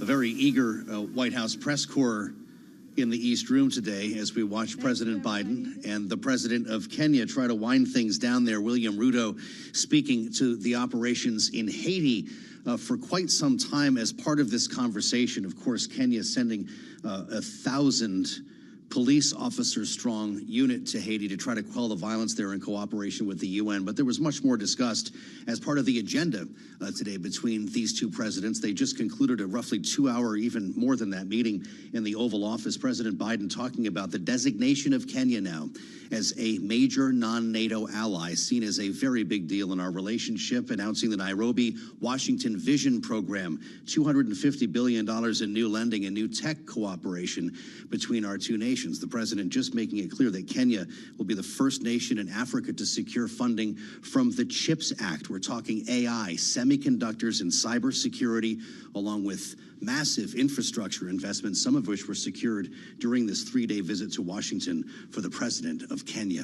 I'm Joe Matthew in Washington, a slightly extended edition of the fastest show in politics today as we waited to bring that to you live here on Bloomberg TV and radio, and want to transition to New York right now, as always, for Bloomberg Business Week with Carol Massar and Tim Stenovic. Hey, guys, what do you have coming up? All right, Joe, thank you so much. And an important wrap-up of that as we continue to watch kind of alliances around the world, United States and others, moving forward. Having said that, a very good afternoon, everybody, live on radio, TV, YouTube, Bloomberg Originals. This is Bloomberg Business Week. Carol Massar along with Tim Stenovic. And what's interesting is, Tim, the setup at this hour on this May 23rd, we've got NVIDIA rallying in a big way, up above $1,000 a share.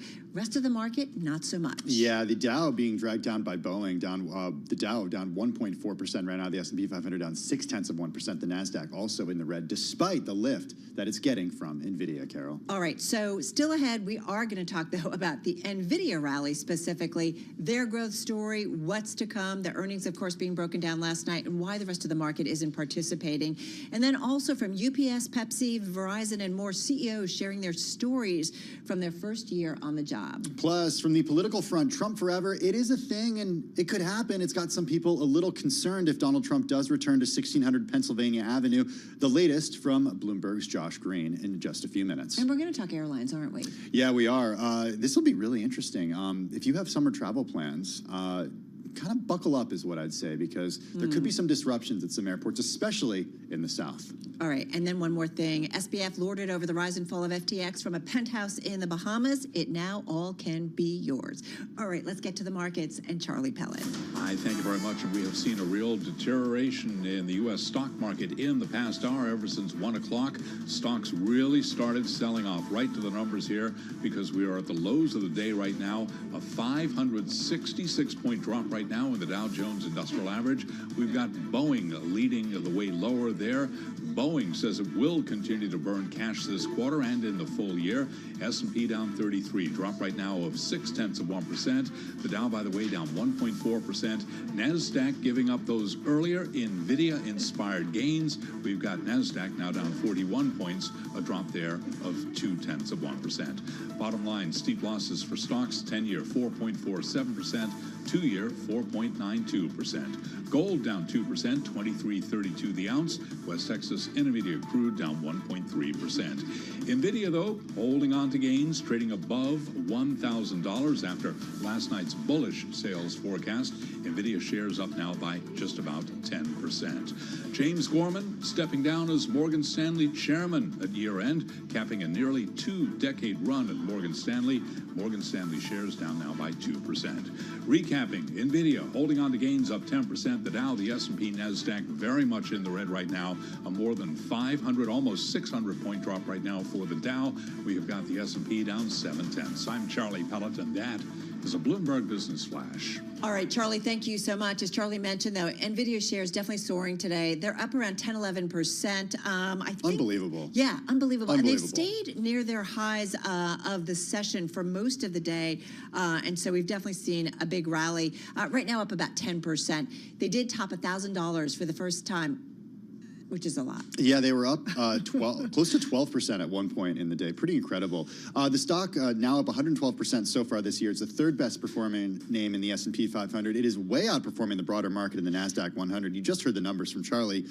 What's up, Carol? Yeah, well, what's going on with the rest of the market? I don't know. That's the question. It's a little crazy. So we wanted to make sense of the NVIDIA trade, put that in context, and then put it against the broader market. With us is Bloomberg News equities reporter Bailey Lipschultz, joining us here in studio. All right, NVIDIA rallying. We're not surprised. We saw it like in the aftermarket, although a lot more up in the regular session. Put that move in context against the rest of the trade. There's a lot of excitement about what the company is doing. Just putting the market value being added right now, $230 billion in one day. All in a day's work. Essentially a Qualcomm for perspective. So that is a humongous move, bigger than Wells Fargo and T-Mobile, you name it. A lot of excitement around what AI can continue to drive for NVIDIA. That really was lifting the market in pre-market trading, Carol, as you mentioned, and even through the initial data. But then we saw some data at 9:45 that really showed U.S. business activity expanding the most in 2 years, prices picking up. So then we pretty quickly saw the options market, Fed swaps,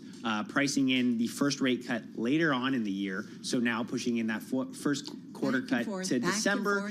Every data point. Everyone ignores Jay Powell. It's like one data point. It's incredible. Put on a rally hat. Well, yeah, we're going to be talking about that with Bloomberg Economics. Yields are up, exactly. Yeah, we're going to talk about that next hour with Bloomberg Economics, Stuart Paul, all the economic data that we got. But what's remarkable, Bailey, is where we are now. At the beginning of the year, people thought there'd be 5 or 6 rate cuts. Now the question, markets are moving because, okay, the first rate cut could happen, at the end of the year rather than earlier in the year. Is that all that you see that's moving markets? I mean, Boeing having a big effect today. Boeing's driving down the Dow. Yeah. Like to your point, when Boeing's down 7%, that's why you see the Dow trading lower and markedly underperforming. One thing, again, putting NVIDIA back in context, the S&P is down 0.7%. If you take out the 27 points of upside NVIDIA's pricing in, that's closer to 1.25%, if not almost 1.5% if NVIDIA is flat. So continuing to buoy this market, when we look at kind of how the equal weighted S&P's trading, when you look at that under the SPW index, this is a market that really has not looked great for the last few weeks, even if you go back to that March 28th peak for the SPW, really continuing to sell off. We're seeing jitters around when the Fed's going to cut. We're seeing uncertainty going into the summer with kind of what can happen geopolitically. Obviously, the presidential campaign is on top of mind, but so is other issues. Yeah, we're going to talk about that this hour. The interesting thing is if I look at things like Alphabet or Microsoft or Netflix, the rest of the Mag 7, they're not up today. No, and it's not. We're not seeing that expansion. When we got in this morning, we were looking at the semiconductors index, trades under the ticker SOX. We started out closer to 52, 55. Now we're unchanged back down to the 5,100 level almost. So you're seeing that kind of reversion, even though NVIDIA is holding up so well. The AIQ, the Global X Artificial Intelligence and Technology ETF, it's down 0.6%. So it's just really, saying. There's one thing that really is up and that matters, and that's NVIDIA. Again, if you strip out the rally and you strip out the reaction, everyone was so focused on this print. We had options pricing in a 7.5–8% move, and it blew past that. But there's no other follow-through from a broader perspective. I think the question that a lot of people have is, given the base effects that we're going to start seeing in upcoming quarters for NVIDIA, how long can the company keep doing this? No one knows. Yeah. We'll talk to Ian King about that. You're not supposed to, again, when you're a company that is as large as NVIDIA is, you're $2.5 trillion, and your growth is double digits in some units. That's mind-blowing. It is kind of mind-blowing. I'm still, though, scratching my head, and it's something I want to ask Ian King about that. Why do you have to boost the dividend so much if everything's so rosy? Usually you do that, right, to appease investors, I feel like? Well, I think it plays into the fact that they're doing a stock split as well. So I think there's some kind of maneuvering around boosting the dividend to make sure that that still plays out with the 10-for-1 stock split, because that, I think, can impact it. So I think that's kind of more of like a financial engineering tactic, but I'm sure Ian knows better than I do. 20 seconds, do you care about the stock split? No, and I covered retail traders for a while. I think people are making too big of a deal about it. The only thing is potential inclusion in the Dow. Okay, cool. All right. Bailey Lipschultz, thank you so much. From NVIDIA's impact on the equity trade today to the details behind NVIDIA's earnings and outlook, that's where we want to go. As we noted, the superlatives continue. The chip maker at the center of the artificial intelligence boom, NVIDIA, shares topping $1,000 for the first time. We talked about the market cap. A blowout quarter. So let's get to it. Back with us is Bloomberg News U.S. semiconductor and networking reporter Ian King. He's in our San Francisco bureau. Ian, you know the superlatives. We're watching the stock up above $1,000 for the first time, soaring in today's session. Walk us through all the numbers that showed NVIDIA continues to deliver, in your view.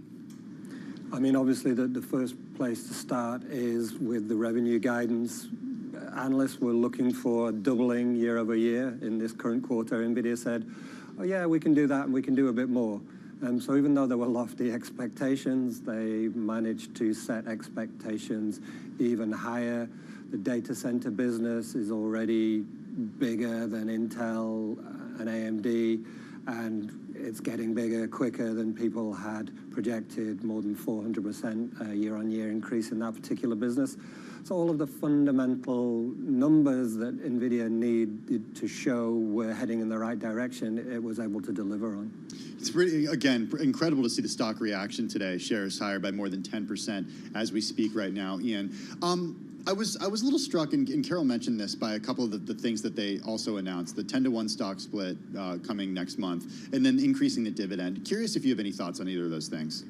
Well, I mean, you know, as you were just discussing with Bailey, I believe that the stock split is something that's aimed at retail investors, but it's also aimed at their internal audience as well. A certain percentage of the shares get bought by individuals, and, you know, they get like a discount / you know, allowance that they can buy at a certain point. So, you know, they want to keep their employees happily, right? You need those engineers, you need that staff that's you know, so invested in what you're doing. So that might be part of it as well. Can I ask you, though, because I did scratch my head a little bit about it. I don't know, I was going back and forth with a brother of mine who has been in NVIDIA for years, and we're going back and... Got to get your brother on the show. I what know. Does he know that Yeah, he's pretty smart, just really well read. But about the dividend, because I always feel like companies do that when maybe growth is slowing or something to kind of keep investors happy. Is there something, though, connected with that stock split that they raise the dividend so much? I mean, for semiconductor companies, which are massively capital intensive, even when they don't own their own manufacturing, the question is, how much are they spending as a percentage of their revenue on R&D, on design, on making sure that the next product's coming along? And you look, you know, NVIDIA is one of the highest, one of the biggest spenders by any measure in the chip industry. So as long as they're doing that, I would say that most NVIDIA watchers don't care. It's just something nice to have on the other side of things. Well, you talk about the R&D spend, and it really, you know, certainly seems to be paying off for NVIDIA. Having said that, talk to us about the development cycle. And I bring it up because I was listening to Bloomberg Intelligence man Deep Singh earlier, I think it was on Surveillance this morning, about how for NVIDIA, it's kind of a shorter time, like almost every year, and that is going to require companies who want to have the latest and greatest from NVIDIA and in the AI chip world, that they're going to be adjusting their CapEx spend to include that every year. So maybe, you know, different from Moore's Law, right? That, you know, the increase in terms of components on a circuit and processing ability doubling every year for 10 years. So maybe something's different. I don't know. Is it shorter? Is it a much more kind of, new development cycle for NVIDIA that's going to keep these numbers growing? Sorry, I'm not being very eloquent because you're smarter on this than I am. Not at all. No, you're going to a good point here, and it has numerous aspects to it. Basically, what Jensen Huang, the CEO, said, he said, look, we were bringing new products to market for this market roughly sort of every 18 months or so. Now we're going to do it every year. We're going to do it every year for a number of reasons. He, put the salesman routine. Look, we're helping our customers. This market is changing rapidly, so we need to bring stuff to market much quicker than we were doing to help support this, to help bring these new capabilities. Everybody wins. Everything, the pace of innovation increases. Flip side of that is, you remember earlier this year we were talking about what AMD's doing, what Intel's doing. How are they going to get into the market? And what Jensen Huang has basically said to them is like, that moving train that you were trying to catch is going even faster. Good luck. And so that's what's really going on a competitive basis there as well. And Moore's Law, I meant doubling every 2 years, so forgive me. Yeah, so much faster here. Ian, I want to that end of this, of jumping on that train, I want to talk a little bit about margins, because the company said that margins for the gross margins will be 75.75%. in the current quarter. As you noted, this is more like a software company rather than a chip company. And you yesterday talked about Intel being in the low 60s at its height when it really owned the server market. What can history tell us about the duration and durability of margins like this for a chip company? Yeah, I mean, right now, their margins are what they want them to be, because it's just really a case of, well, our prices are sky high, we're sold out, we can essentially charge what we want, so obviously the pricing is very good for margins. On the flip side of that, as we just discussed, they can spend what they want. It's, how much do we want to spend on R&D, how well do we want to reward our employees? So the margins are sky high, but they could make them artificially higher. The fact that they're spending heavily, the fact that they're able to charge a lot, that's something that's going to probably persist. So they're setting very high targets, but they could be even higher. So, as a measure of their health, it's pretty good. Do you agree with Jensen's comment that the freight train is now moving faster and these companies will have a more difficult time, the AMDs and the like will have a more difficult time catching up with NVIDIA? I mean, Jensen's racing, that's one of the things that comes across in pretty much any time he says something. He's constantly aware of the tension that exists in his business and his market, and he's consciously trying to shape both what his company does and his understanding of the relationships, where we are in the cycle, where we are relative to the competition, what the customers want. He's trying to shape his narrative to fit that. He's very clever, and he's showing people that he understands what's going on and what he has to do to stay ahead. And that kind of institutional paranoia, that history of being the little guy, still very much present in what he's doing. All right, 30 seconds left here. So who is most likely to catch up to NVIDIA and when? I mean, talk to me this time next year and there might be somebody. But right now, it looks like everybody's just picking up the scraps. Unbelievable, and just a fascinating story. Ian, thank you. I know it's been a busy 24 hours for you, so we really appreciate it. Ian King, our U.S. semiconductor and networking reporter at Bloomberg News, joining us from our San Francisco bureau. As we mentioned, NVIDIA shares continuing to trade higher, still up about 10% in today's session. And again, you're now looking at a $2.5, almost $2.6 trillion market cap company. So it is in the league of some of the largest market cap companies in the world. So far this year, Carol, this was after yesterday's last year's blockbuster year for the company. NVIDIA shares are higher by 111%. Yeah, I think it's the third best performing group in the name in the S&P this year, after being number one last year. All right, coming up, everybody, get ready for disappointment when planning your next trip. The summer travel season, it is here. That story is straight ahead. This is Bloomberg.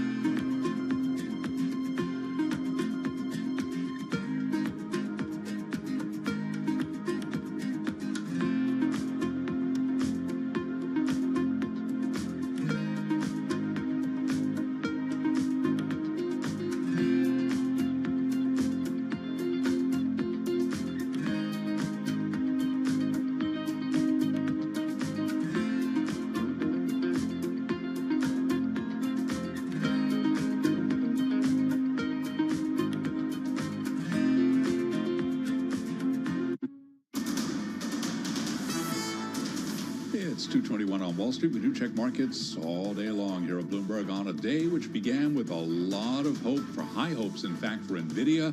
We are now looking at steep losses for stocks, right to the numbers, because the S&P now down 37, drop there of 0.7%, lows of the day. The Dow was actually down more than 600 just a moment ago, right now down 591. That is a drop of 1.5%. NASDAQ down 56, a decline there of 0.3%. 10-year, 4.46%, with a 2-year, 4.92%. Spot gold down 1.9%, 23.34 the ounce. And West Texas Intermediate crude down 1.2%, 76.62 for a barrel of WTI. Stocks and bonds are retreating as data showing U.S. business activity accelerated amid a pickup in inflation, reinforced speculation that the Fed will remain on hold. Bottom line here, S&P below 5,300. We do have chipmaker NVIDIA after earnings trading above $1,000. Also weighing on the Dow, Boeing Chief Financial Officer Brian West says the embattled plane maker will continue to burn cash into the second quarter. Today, we're looking at Boeing shares trading lower as well. Right now, we have got Boeing down by 7.3%. Recapping, the Dow now down 609, down 1.5%. S&P lower by 0.7%. Bottom line, lots of turbulence in financial markets. I'm Charlie Pelleton. That is a Bloomberg Business Flash. All right, Charlie, thank you so much. Nicely done, Charlie. Speaking of turbulence, the Memorial Holiday weekend is just a day away. That's the good news. It's expected to be the busiest one in over a decade, ahead of a record year for summer travel. So woohoo, right? And now we get to the turbulence part of it. Yeah, chaos in the U.S. airlines industry. So get ready for messy if you're going to be traveling this holiday season. And a lot of people are. Let's get to Bloomberg News U.S. Airlines reporter Mary Schlangenstein. She joins us from our Dallas bureau. Mary, first up, super busy and also super messy. Why is this? I mean, this is an industry that has been, for lack of a better term, kind of in chaos since the pandemic. What's going on? Right. Well, currently what's going on is that this is going to be the busiest summer ever in terms of number of passengers. And so that's a lot of huge demand. But at the same time, a number of the airlines face capacity constraints, either because they can't get new planes from Boeing, or they've got planes grounded by engine issues on planes from Airbus. And so they're just limited in some cases just due to the number of airplanes. In other cases, they're not making money on some routes, so they're dropping them. I find that fascinating. I have to tell you, Mary, I often get on a plane and I start counting seats, and I know what my seat costs, and I know every seat can cost differently. We've done those stories, but I get an idea and I'm like, how the heck do they make money? I know what these planes cost. I know what fuel costs. Have you seen how much a snack box is? And I know they charge us for every darn little thing, but I'm like, I just don't kind of get the business dynamics. But there are flights where they do make a lot of money, right? And there are flights that are not, but that used to be, I don't know how it kind of worked, and you hoped you made a lot more on most of the flights that airlines offer. Help me understand kind of how airlines are kind of weeding out stuff. Well, part of the problem is, when there's a lot of demand that builds up in an area, a geographic area of the United States, all the airlines put capacity in there. They put more seats, they put more flights. And then what that does is once it starts to exceed the demand, then the fares fall. And once the fares start falling, they can't always make money. They're paying pilots more, they're paying more for fuel. And so their costs are going up, but the fares may be dropping. And so, sometimes airlines will tolerate a route that loses money for a while. But now, with some of the airlines really being pressured financially, like Southwest and JetBlue and Spirit, they just can't operate those routes anymore. They have to drop them. Hey, go ahead, Carol. Well, I'm playing around with this great story. It's among the most read on the Bloomberg. I think the third most read. It's interactive, and you pop around on different cities like Columbia, South Carolina. There's almost 14% fewer seats.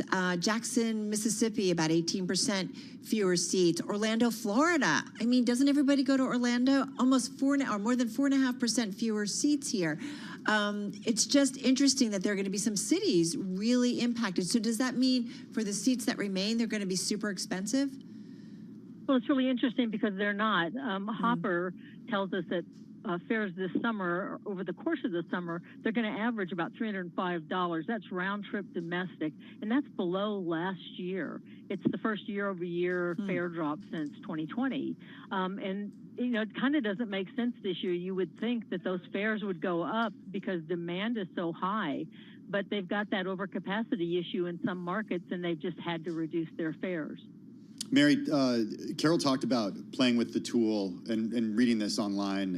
Again, a fantastic piece, very interactive, that you and the team produced using data from Cerium. Can you talk a little bit about the analysis that you did and the big conclusion?